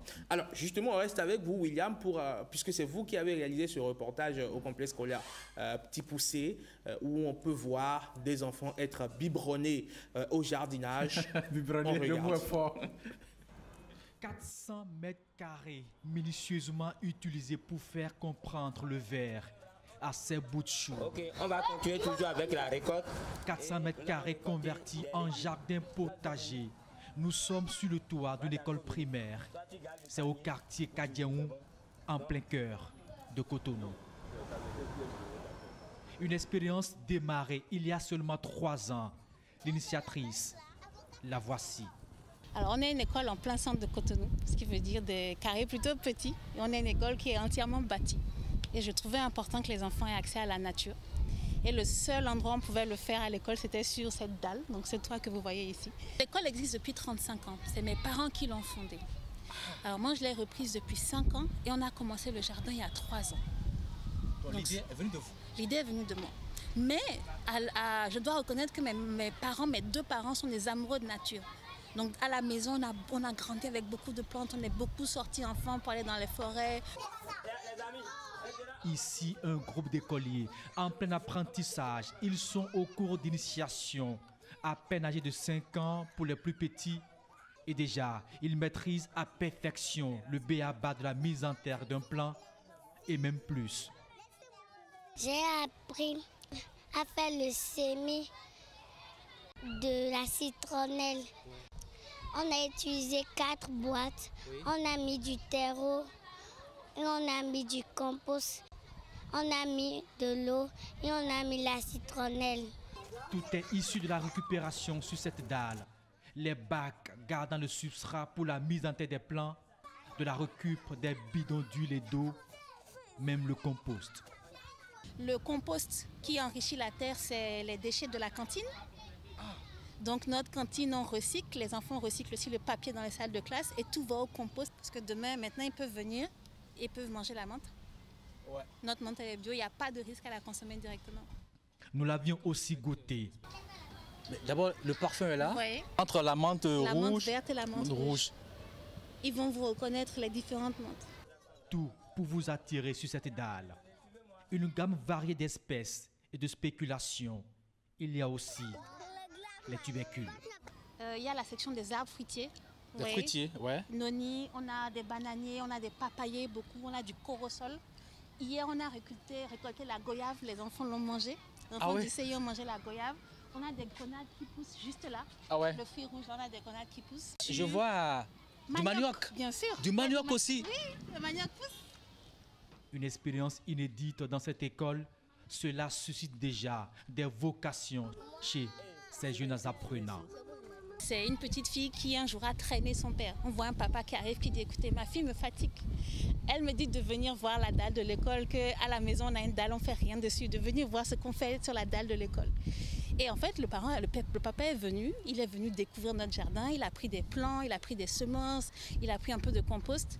Et ça rend, les enfants deviennent nos ambassadeurs, ils deviennent les ambassadeurs de l'environnement, ils prennent plaisir à ça.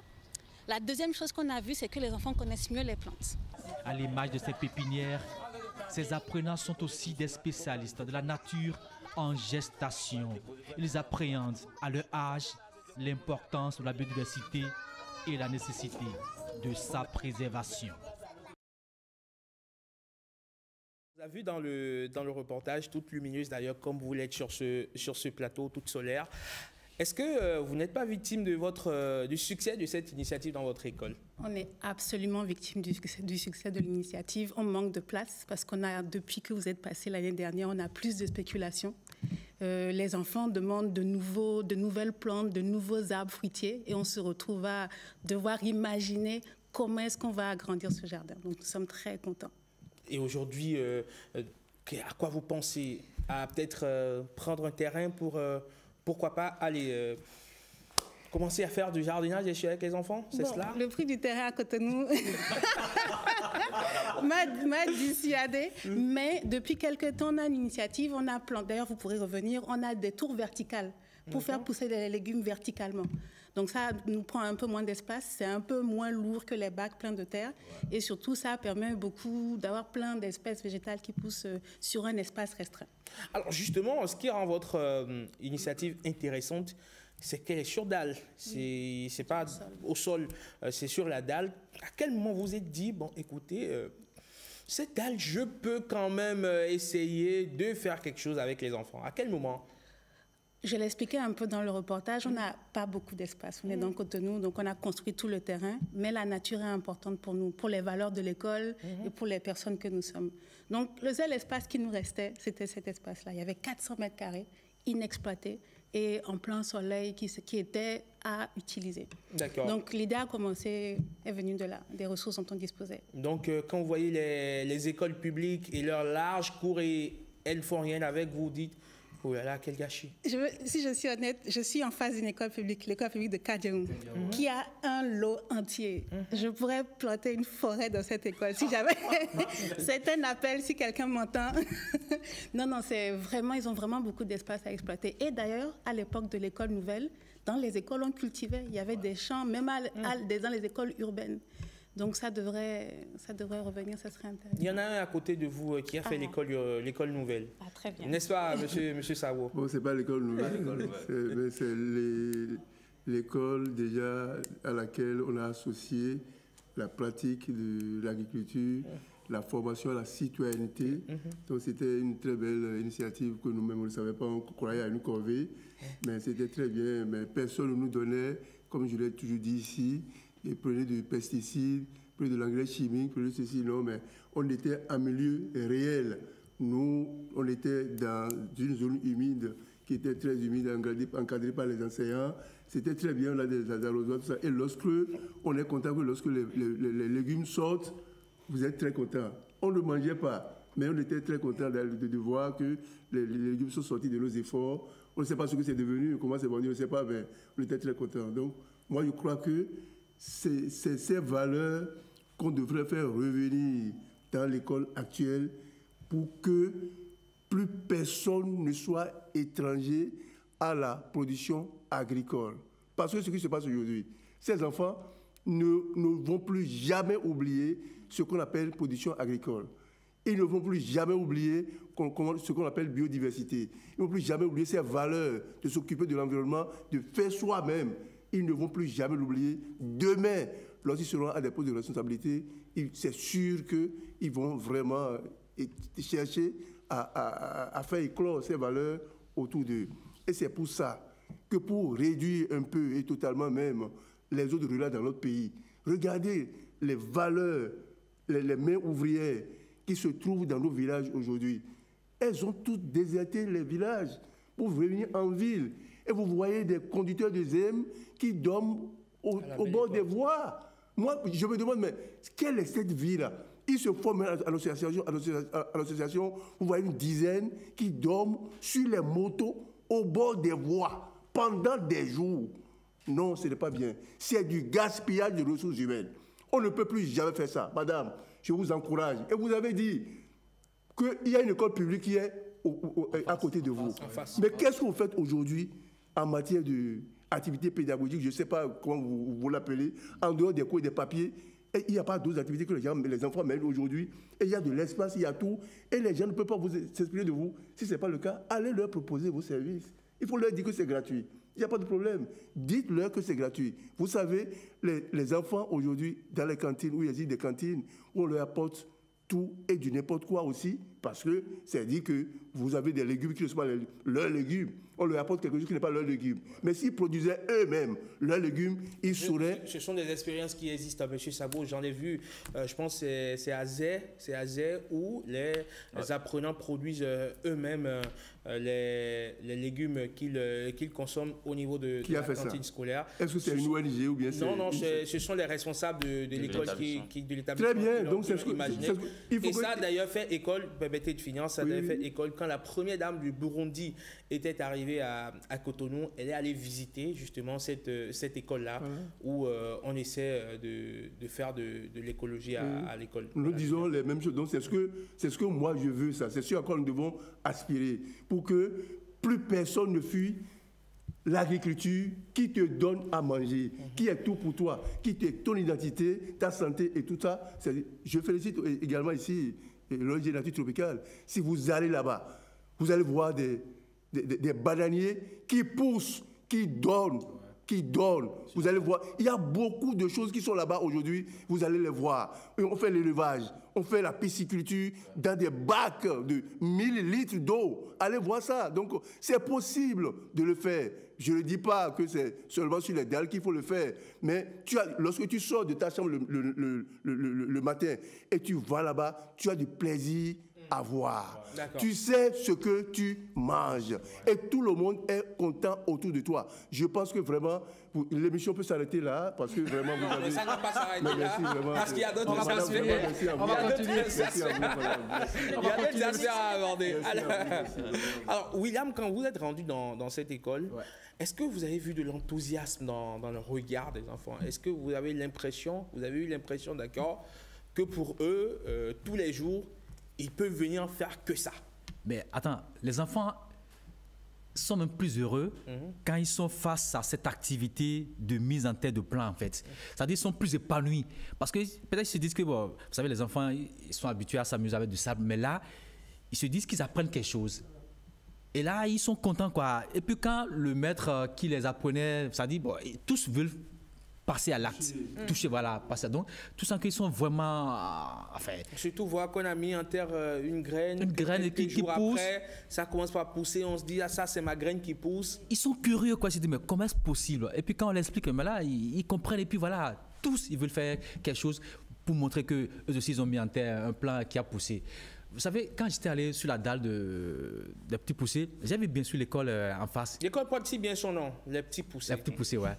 J'ai vu que la cour était nue, mais je me dis, est-ce qu'il fallait faire cette comparaison? Mais j'avais eu un peu peur. C'est comme si je dénigrais l'école publique à la faveur de l'école privée. Je me suis dit, il vaut mieux que je donne peut-être l'exemple.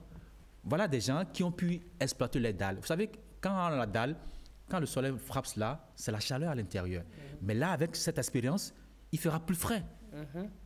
En bas. Ce qui est encore intéressant, tout ce qui est déchets, les feuilles, tout est repris. C'est ça qui est utilisé comme compost. La cantine. C'est là, c'est génial en fait. Et moi, j'ai beaucoup aimé cette expérience. Et puis après le passage de l'élément, beaucoup m'ont appelé pour dire qu'ils vont le faire au niveau de l'école. Bon, c'est vrai que je n'ai pas la chance d'aller vérifier si vraiment ils l'ont fait depuis l'année passée. C'est juste des vœux pieux. Alors, Alain... non, pas des vœux pieux. C'est vrai qu'il y en a qui ont fait l'expérience. Alain Tossunon, l'écologie à l'école ne serait vraiment pas une matière superflue. Non, pas du tout. Nous avons eu des expériences par le passé. Moi, j'ai fait l'école nouvelle. Je me rappelle que... Un ancien. Je ne suis pas ancien.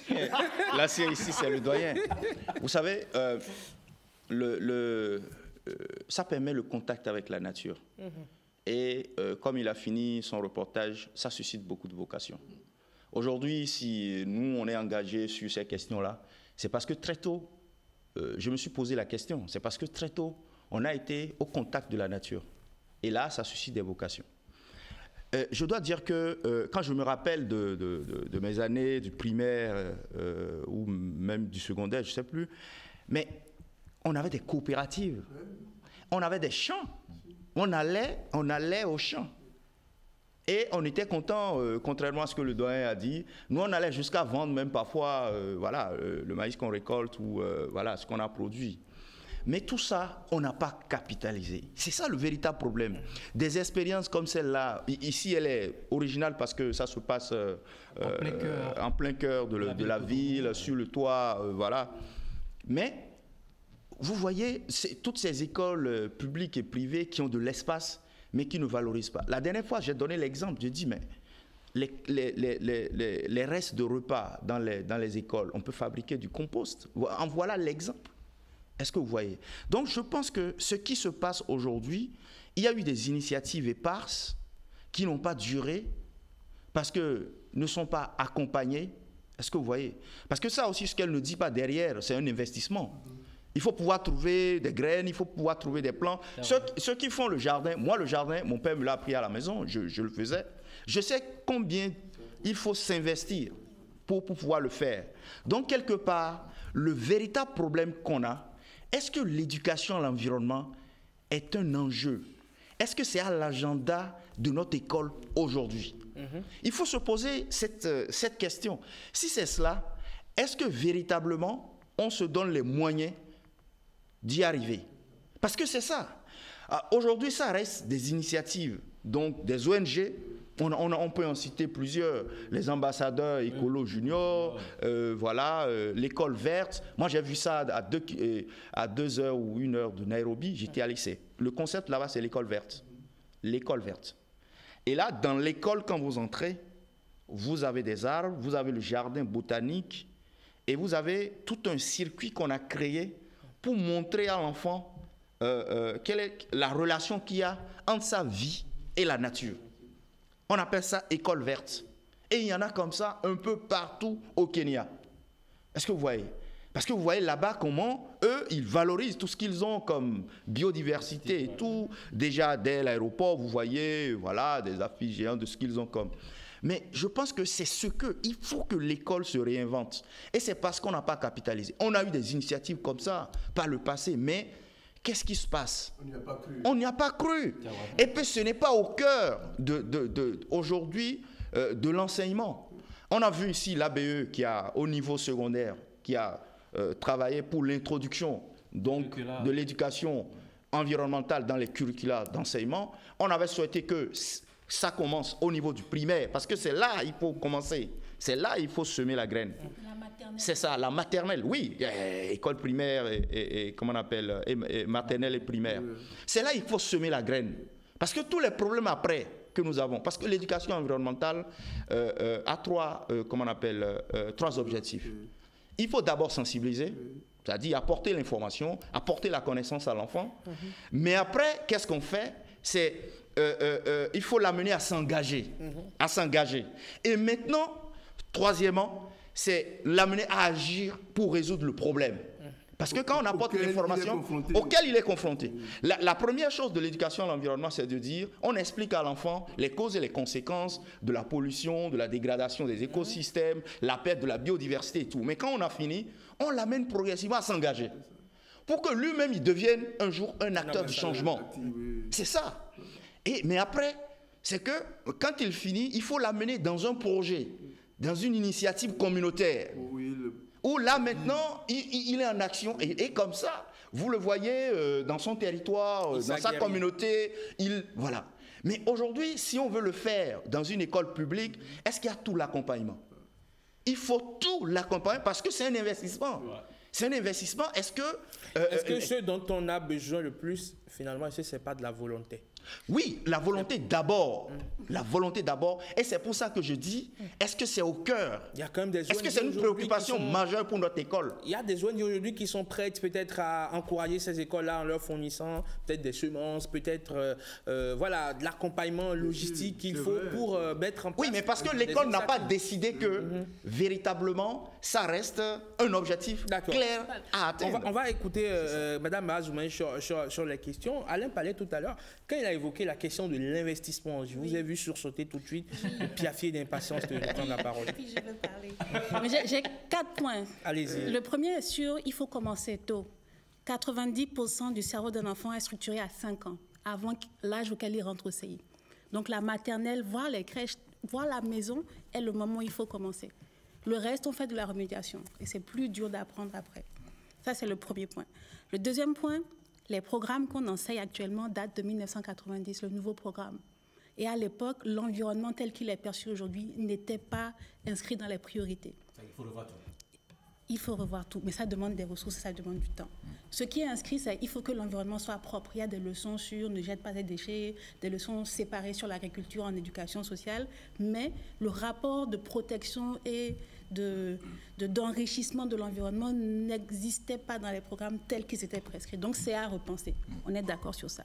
Et 3, oui, ça demande des ressources. Ça demande des ressources humaines, ça demande des ressources matérielles, donc il faut un accompagnement. Et la vision ou la volonté vient quand il faut pérenniser l'accompagnement. Parce qu'une chose est de les avoir 2-3 jours, une autre est de maintenir cet investissement sur le long terme. Parce que c'est ça, les ONG accompagnent 1 an, 2 ans, voilà, puis après il n'y a pas de suivi. Il n'y a pas de suivi. Mais il faudrait une refonte de notre système et inscrire ces priorités dans notre système. Vas-y.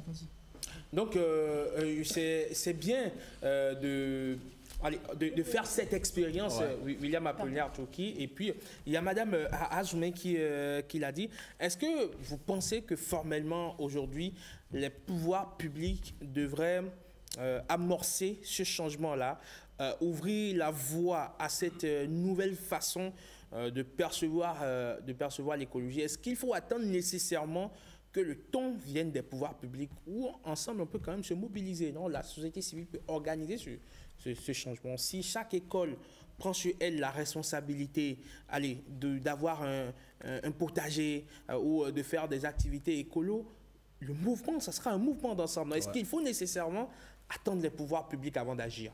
Non, je crois qu'on ne doit pas attendre les pouvoirs publics avant d'agir. C'est vrai qu'on s'est mis dans ce moule où nécessairement c'est la décision venue du haut qu'on respecte. Moi, j'ai donc quand même des exemples, des idées par le passé dans ce studio. J'ai dit, par exemple, à la rentrée des classes, pourquoi ne pas demander à ce que chaque apprenant vienne avec un plan? Mettre en tête ce plan, et puis à la fin de l'année, on va voir ceux qui ont entretenu correctement le plan, et puis c'est aussi une note qu'on les donne pour évaluer l'enfant. Ça pourrait peut-être motiver davantage les enfants à dire, mais écoutez, l'arbre, c'est très important. Quand on met en tête un plan, il faut l'entretenir, voir grandir. Et puis celui qui aura bien entretenu, va bien garder son plan, aura une bonne note.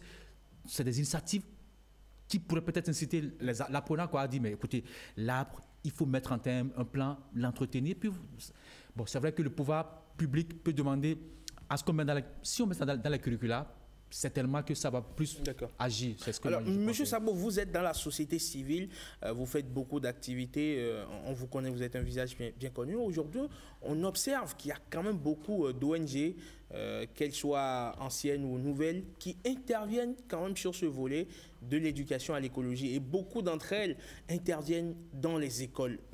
Pourquoi est-ce qu'on n'a pas encore le déclic? Pourquoi on ne sent pas encore le changement, malgré le fait que ces ONG-là interviennent dans pas mal d'écoles aujourd'hui? Elles ont beaucoup de projets qui sont orientés dans ce sens. Voilà, donc vous avez abordé un problème très important au niveau de nos écoles. Moi, je donne un exemple simple. Et je parle toujours de nature tropicale. Il y avait derrière nature tropicale une école primaire où on devrait leur passer gratuitement, leur enseigner, les sensibiliser sur l'utilité de la biodiversité, les tortues, tout ça. Vous savez tout ça. On est parti une fois, le directeur a refusé. Deuxième fois, il a refusé. Finalement, il a refusé totalement.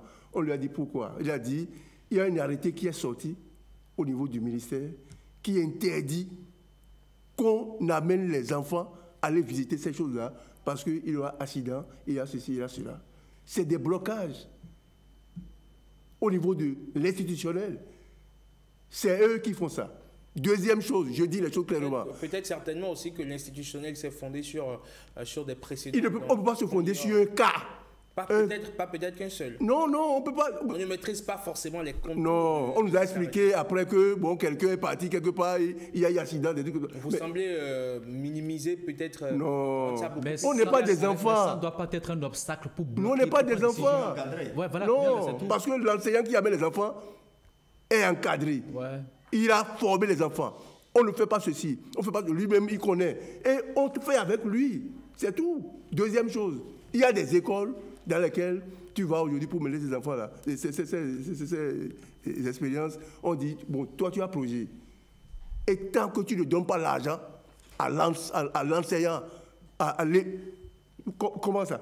Moi je dis tout, c'est-à-dire vous ne pouvez pas aller dans une école aujourd'hui et demander par exemple à un maître qui a de l'art, de transmettre ces connaissances-là, de l'environnement, ceci, vous allez rester avec nous pour qu'on travaille ensemble pour inculquer ces valeurs aux enfants. Il a de la pédagogie. Voilà, merci beaucoup. Il te demande de l'argent.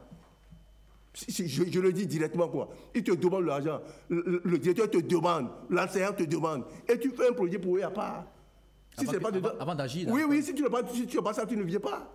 Mais parce qu'ils estiment peut-être que quand on parle de projet, vous avez peut-être eu des bailleurs, vous avez peut-être été financé. Moi, je vous ai dit quoi. Que finalement, ils ne savent moi, je vous dis quelque chose. Non, moi, je vais en parler. Et vous avez reçu tout le temps ici nature tropicale. Quelle structure ici peut sortir son petit doigt pour dire depuis 30 ans, j'ai donné de l'argent à nature tropicale? Dis-nous là. Au moment où on parlait de l'agroécologie ici, journalistes, hommes politiques, députés, ministres nous demandaient est-ce que l'agroécologie peut nourrir son homme? C'est la question qu'on nous posait. Ensuite, on dit OGM jamais ici. On nous dit si on ne prend pas OGM là, est-ce qu'on peut nourrir tout le Bénin? Nous sommes ceci, nous sommes cela, ceci. Aujourd'hui là, on est où? Tout le monde se rend compte que ce qu'il disait là, c'est pas réaliste quoi. Il suffit d'avoir la volonté pour dire on y va. OGM c'est pas conforme à nous. Agroécologie c'est ce qu'il nous faut. Que font les enfants aujourd'hui? Ils font de l'agroécologie hors sol. Oui, hors sol, oui. C'est ça qu'ils font. Et là, je dis, nous, on est tout heureux. Parce que le gouvernement vient d'adopter, d'élaborer, d'avoir sa stratégie nationale de développement de l'agriculture biologique, écologique et biologique. Donc vous êtes bien dedans. Ensuite, ils ont lancé, il n'y a pas longtemps, l'élaboration de la politique nationale de l'agroécologie. Il a fallu qu'on soit là pour dire c'est ça qu'il nous faut. Nous, on est totalement contents pour dire, madame, sur le plan institutionnel, vous êtes à l'aise. Nous sommes déterminés à vous accompagner. Par exemple, madame dont vous avez parlé là, vous devez inviter la madame. Elle était prévue aujourd'hui. C'est ça, c'est ça que nous voulons. C'est-à-dire, vous mettez ces espèces en contact pour que chacun voit est-ce que c'est bon pour nous, tout ça là. Nous là, moi, ce matin, j'aurais voulu que un des enfants arrive ici avec vous. On veut pas qu'il sèche les clés pour... Bon, peut-être. On est soucié aussi de leur... je suis d'accord avec vous, mais si vous le voulez, en octobre prochain, nous on vous invite tous ces enfants-là à notre foire. Avec plaisir. Foire agroécologique. Avec grand plaisir. Je ne vais pas dire ici, là où ça va se passer. D'accord. Mais je pense que oui, la question qu'on doit aborder, c'est que l'école doit se réinventer. On doit absolument en faire une préoccupation majeure. Ça doit être à l'agenda. Parce qu'il faut d'abord que ça soit à l'agenda pour que maintenant même les ONG et tout ce qui accompagne, tant que ce n'est pas une priorité exigée de l'enseignant, des responsables d'établissement, ça ne peut pas marcher. Les acteurs de l'école ne peuvent pas s'engager tant qu'ils n'en ont pas le droit. Voilà. Donc si reçu, la recommandation, tant qu'ils n'en ont pas la recommandation. Voilà. Donc je pense que c'est important. Des pays comme le Kenya et autres, quand vous allez, c'est clair, tu ne peux pas trouver une école sans arbre. Mais comment tu fais le cours sur l'arbre? On dessine au tableau. C'est pour ça que moi, il y a beaucoup d'écoles aujourd'hui. Et moi, je salue, que je connais, l'école de mes filles, il y a toujours chaque année une sortie. La dernière fois, ils étaient dans la forêt, ils passaient. Voilà. Mais je vois quand ma petite revient, comment il me raconte, ah, mais l'arbre est ci et ça. Donc, tu vois, c'est important. Mais ça attise la curiosité, ça éveille l'esprit. Ça éveille l'esprit, mais c'est pourquoi je dis, il faut les moyens. Est-ce que nos écoles publiques ont les moyens d'amener les enfants faire ces sorties pédagogiques pour aller au contact de la nature? Parce que ce qu'on gagne, c'est quoi? Quand vous faites l'éducation, oui, mais Alain, quelque part aussi, est-ce que pour faire ces sorties, on a besoin de beaucoup d'argent? Mais il faut déplacer les enfants. Mais l'arbre, il est à côté. Non, il faut déplacer les enfants. Qui déplace les enfants? Il faut déplacer les enfants. Et les nourrir. Il faut les nourrir pendant qu'ils sont... Et les encadrer. Les encadrer, la sécurité. Mais généralement, la plupart du temps, ils sollicitent des fonds des parents. Même si tous les parents n'arrivent pas à en trouver. Oui, ce qui est important, c'est que quand on regarde parfois l'investissement, on pense que c'est beaucoup d'argent qu'on perd. Mais qu'est-ce qu'on gagne en retour? C'est que vous gagnez demain des citoyens très engagés. Vous voulez dire que... Et on n'a plus besoin d'aller éduquer des gens pour bien tenir leurs poubelles devant les maisons. Non. Est-ce que vous voyez? Parce qu'il y a même des cas. L'éducation... On va s'écouter. Ils vont même dans leur bureau. Ils ne savent pas qu'on doit nettoyer le bureau. Eux-mêmes, sur le cadre de travail, doivent être nettoyés par eux-mêmes. Ils attendent qu'on vienne le faire à leur place. Et tant que personne ne vient, ils sont toujours comme ça aussi. C'est pas possible. Alors, oui, Madame Ajoumé. Oui, alors la réponse est oui, il faut des ressources. Mais il faut aussi que la nature puisse se déplacer vers les écoles. Parce que dans le public, effectivement, les moyens pour envoyer tous les enfants, faire une sortie par jour, nous, on en fait 4, toujours dans des lieux de nature. On sait combien ça nous coûte. Et s'il n'y a pas ces ressources, il faut penser à d'autres façons de le faire. Est-ce que la nature peut venir... Il y a des vidéos éducatives. Est-ce que la nature peut venir vers les enfants dans les écoles par les vidéos, mais aussi de manière concrète? C'est-à-dire en quoi faisant par exemple? Concrète, c'est comme un enfant un arbre ou un enfant une plante. C'est pas super compliqué. Nous, des semences, c'est pas compliqué à avoir. La terre, ils en ont si c'est une école publique, mais il faut le temps, l'encadrement. Donc il faut effectivement une volonté. Il faut une volonté donc, en nationale. Réalité, on n'a pas forcément besoin de grands moyens. On a besoin de beaucoup plus de volonté. Est-ce que vous avez vu? On a besoin de moyens et de volonté. On a besoin des deux, un peu des deux. Et la combinaison des deux. La décision publique. Oui. Il dit ça, c'est important. Parce que les enfants aussi, les parents aussi, avant d'accepter que les enfants s'engagent dans ça, on demande, madame, est-ce que je vais donner mon argent pour que tu amènes les enfants à aller faire des activités et à la fin de l'année, on ne les évalue pas sur ça. On les évalue sur 1 + 1 = 2. Oui. C'est sur ça on les évalue. Et il est dit, il faut d'abord convaincre les parents pour dire ça fait partie de la formation les enfants à la citoyenneté. Il faut le dire. Et les convaincre, même les parents peuvent donner de l'argent pour ça, s'ils sont convaincus pour ça. C'est ce que je voulais ajouter pour compléter, madame. C'est pour vous dire, vous avez dit, il faut amener la nature vers les enfants. Ce n'est pas toutes les écoles qui répondent à ces caractéristiques-là. Il y a des écoles dans lesquelles vous irez, vous n'aurez pas de l'espace pour planter même un arbre. Il faut privilégier les sorties. L'enfant sort de son cadre de 1 + 1 = 2 pour aller vers la nature. Il découvre la nature. C'est-à-dire qu'il communique avec la nature. Il sait ce qu'on appelle la nature. Demain, si on lui dit, qu'est-ce que tu appelles air protégé?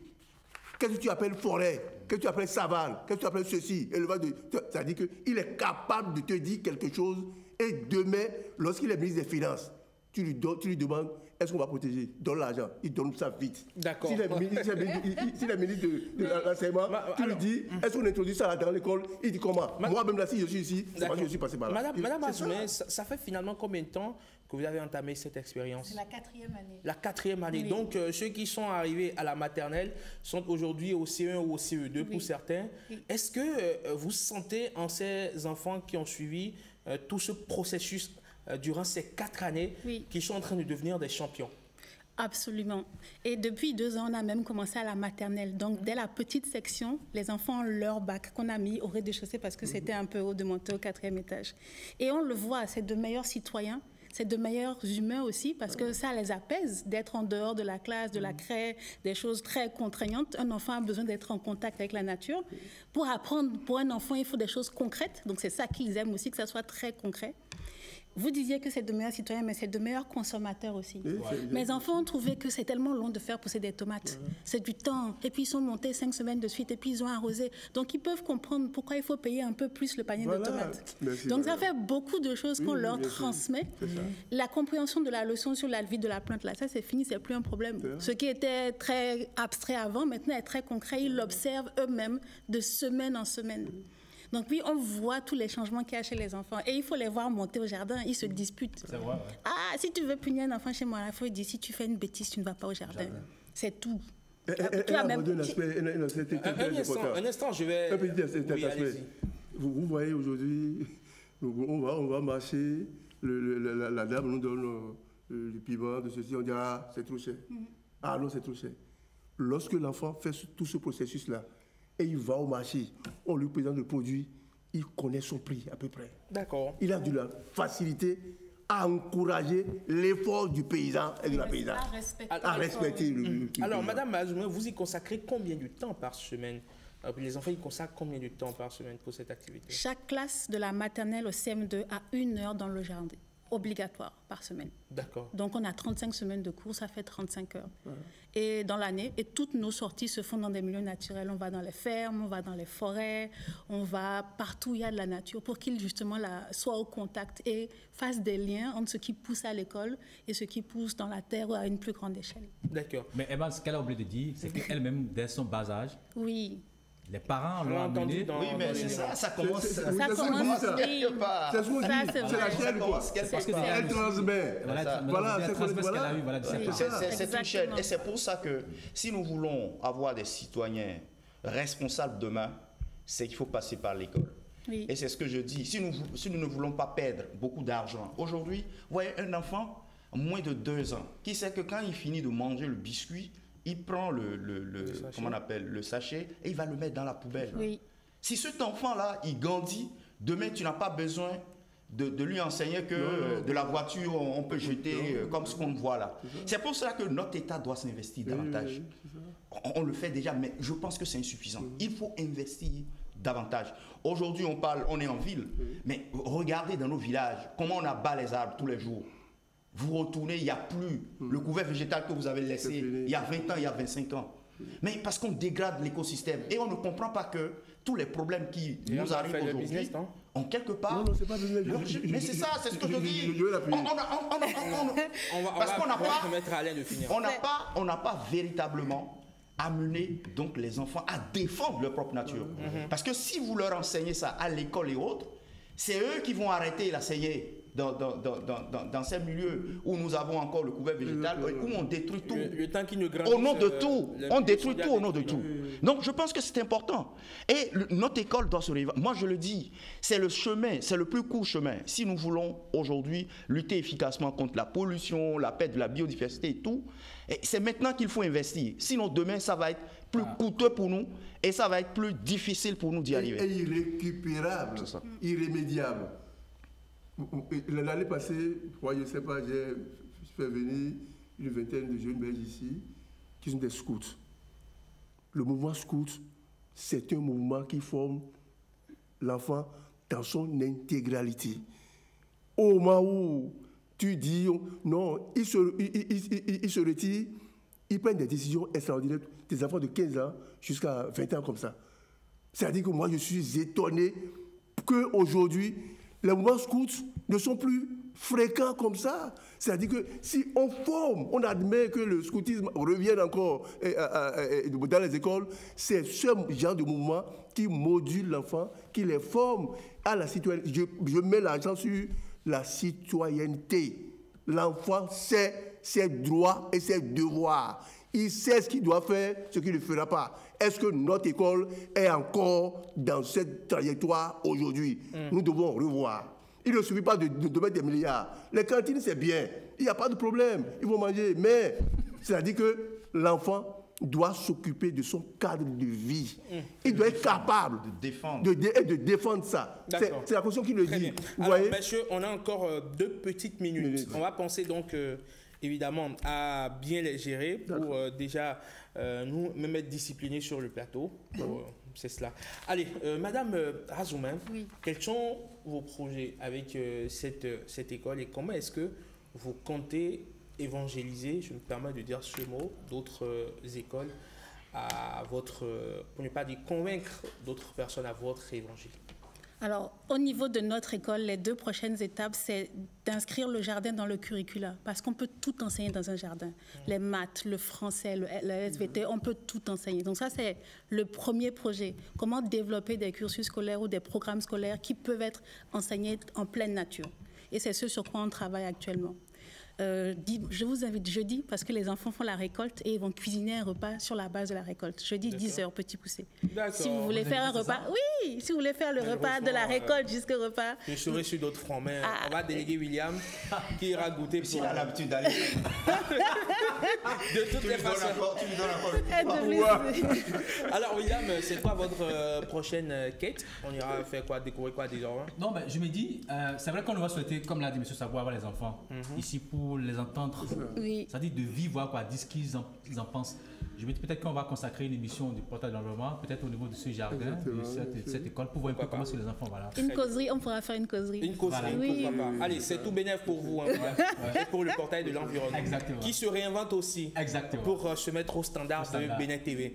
Merci Alain. Oui, merci. Merci Monsieur Sabo, merci Madame Razoumen. Merci William d'être passé sur Bonjour le Bénin. Échanger autour de cette thématique, on ne peut plus capitale, on ne peut plus vitale. Allez, on va s'arrêter un dernier moment pour retrouver Marcel Arrossi. Avec lui, on fait la revue de presse. On va vider le plateau, mais en 3 secondes, donc on va y aller vite.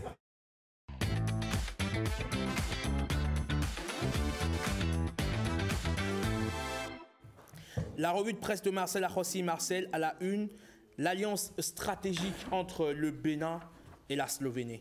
Bien sûr. Là, nous parlons bien de la diplomatie, le Bénin qui continue donc de tisser sa toile diplomatique à l'échelle mondiale. Ce lundi 7 avril 2025, la chef de la diplomatie slovène, Tanja Fajon, en visite de travail à Cotonou, a été reçue en audience par son homologue béninois Olusegun Adjadi Bakari. Une rencontre marquée par la signature d'un mémorandum d'entente sur les consultations politiques et diplomatiques qualifié d'historique par le quotidien Le Matinal. Les 2 personnalités ont évoqué les perspectives d'un partenariat stratégique renforcé entre Cotonou et Ljubljana, fondé sur des intérêts partagés en matière de développement économique, de coopération sécuritaire et d'influence géopolitique. Selon le quotidien de service public La Nation, ce protocole marque un pas important dans les consultations politiques et diplomatiques entre les 2 États. C'est la première fois qu'un tel cadre formel est établi avec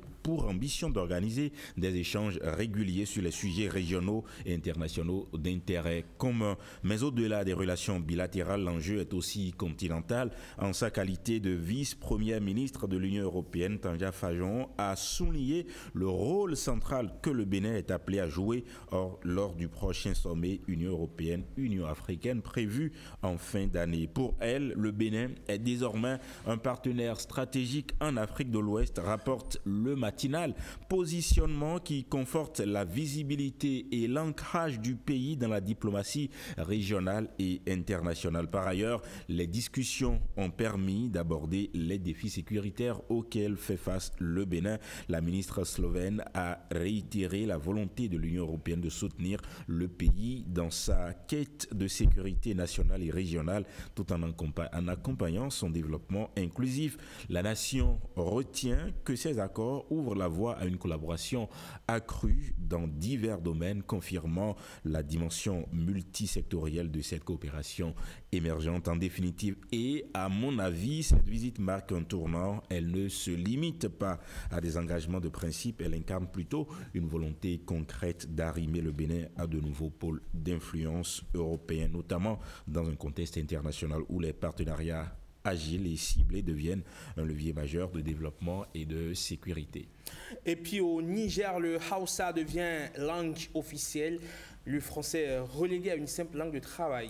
Un tournant historique aussi dans l'identité linguistique du Niger. Le pays a officiellement adopté le Hausa comme langue nationale, reléguant le français au simple rang de langue de travail au même titre que l'anglais. Cette décision entrée en vigueur avec la publication de la charte de la refondation au journal officiel le 31 mars fait suite aux recommandations issues des assises nationales de février dernier. Comme le rapporte Sénéweb, le Hausa est la langue la plus parlée avec 55% de locuteurs devant le Zerma Sonraï, 23% seulement. Derrière ce choix linguistique se cache une volonté politique affirmée, s'émanciper de l'influence française dans un contexte de rupture avec la francophonie. Le Niger, aux côtés du Burkina Faso et du Mali, a en effet quitté l'Organisation internationale de la francophonie en mars dernier. Vous le savez aussi, un geste fort qui s'inscrit dans la dynamique de souveraineté assumée par les régimes de transition.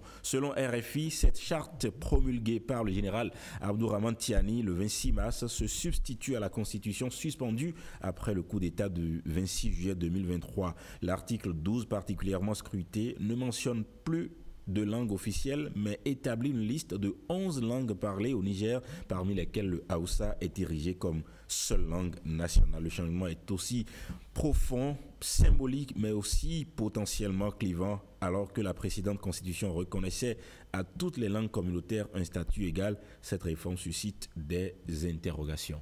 Interrogation et colère aussi à Kinshasa qui est sous les eaux. Kinshasa qui pleure ses morts après un nouveau drame climatique. Au moins 33 personnes ont péri ce week-end dans des inondations dévastatrices, conséquence directe des pluies diluviennes qui se sont abattues sur la capitale congolaise dans la nuit du 5 au 6 avril. Les images de quartiers submergés, de rues transformées en rivières et des sinistrés contraints de circuler en pirogue ont choqué le pays. Le monde évoque une trentaine de morts et dénonce l'effet ravageur de l'urbanisation anarchique qui rend Kinshasa particulièrement vulnérable. La situation reste critique dans plusieurs zones. Selon BBC News, environ la moitié des 26 quartiers de la capitale sont touchés. Si la vie semble peu à peu reprendre son cours ce lundi, certaines zones demeurent inaccessibles, toujours sous les eaux, avec des familles entières sinistrées et des infrastructures hors service. Au-delà du choc, monte aussi la colère, vous l'avez indiqué pour Radio France Internationale. Ces inondations auraient pu être mieux anticipées, sinon évitées. Des scientifiques pointent l'absence de système de suivi hydrométéorologique sur la rivière Lukaya qui aurait permis d'alerter en amont. Des données satellitaires et des stations de mesure auraient pu donner un précieux délai d'alerte, une défaillance dans la prévention selon plusieurs membres de la société civile qui demandent désormais des comptes aux autorités. Mais il faut enfin reconnaître et dire que ce drame est loin d'être isolé. Kinshasa, comme beaucoup d'autres grandes villes africaines, subit de plein fouet les effets du dérèglement climatique aggravé par une croissance urbaine non planifiée, un réseau d'assainissement obsolète et un manque criant d'infrastructures résilientes. Merci beaucoup à vous, Marcel Arrossi. C'est moi. On se retrouve très très prochainement Bien sûr. par ici sur Bonjour le Bénin. Et voilà qui vient mettre un terme à votre matinale de ce mardi 8 avril 2025. Merci à toutes les équipes rédactionnelles et techniques réunies autour de Timothée Honton. Retourne demain quand il sonnera très exactement 7h, 6h en temps universel. D'ici à là, portez-vous très bien. Au revoir. Bon mardi à tous et à chacun. Paix et joie dans le monde. Salut.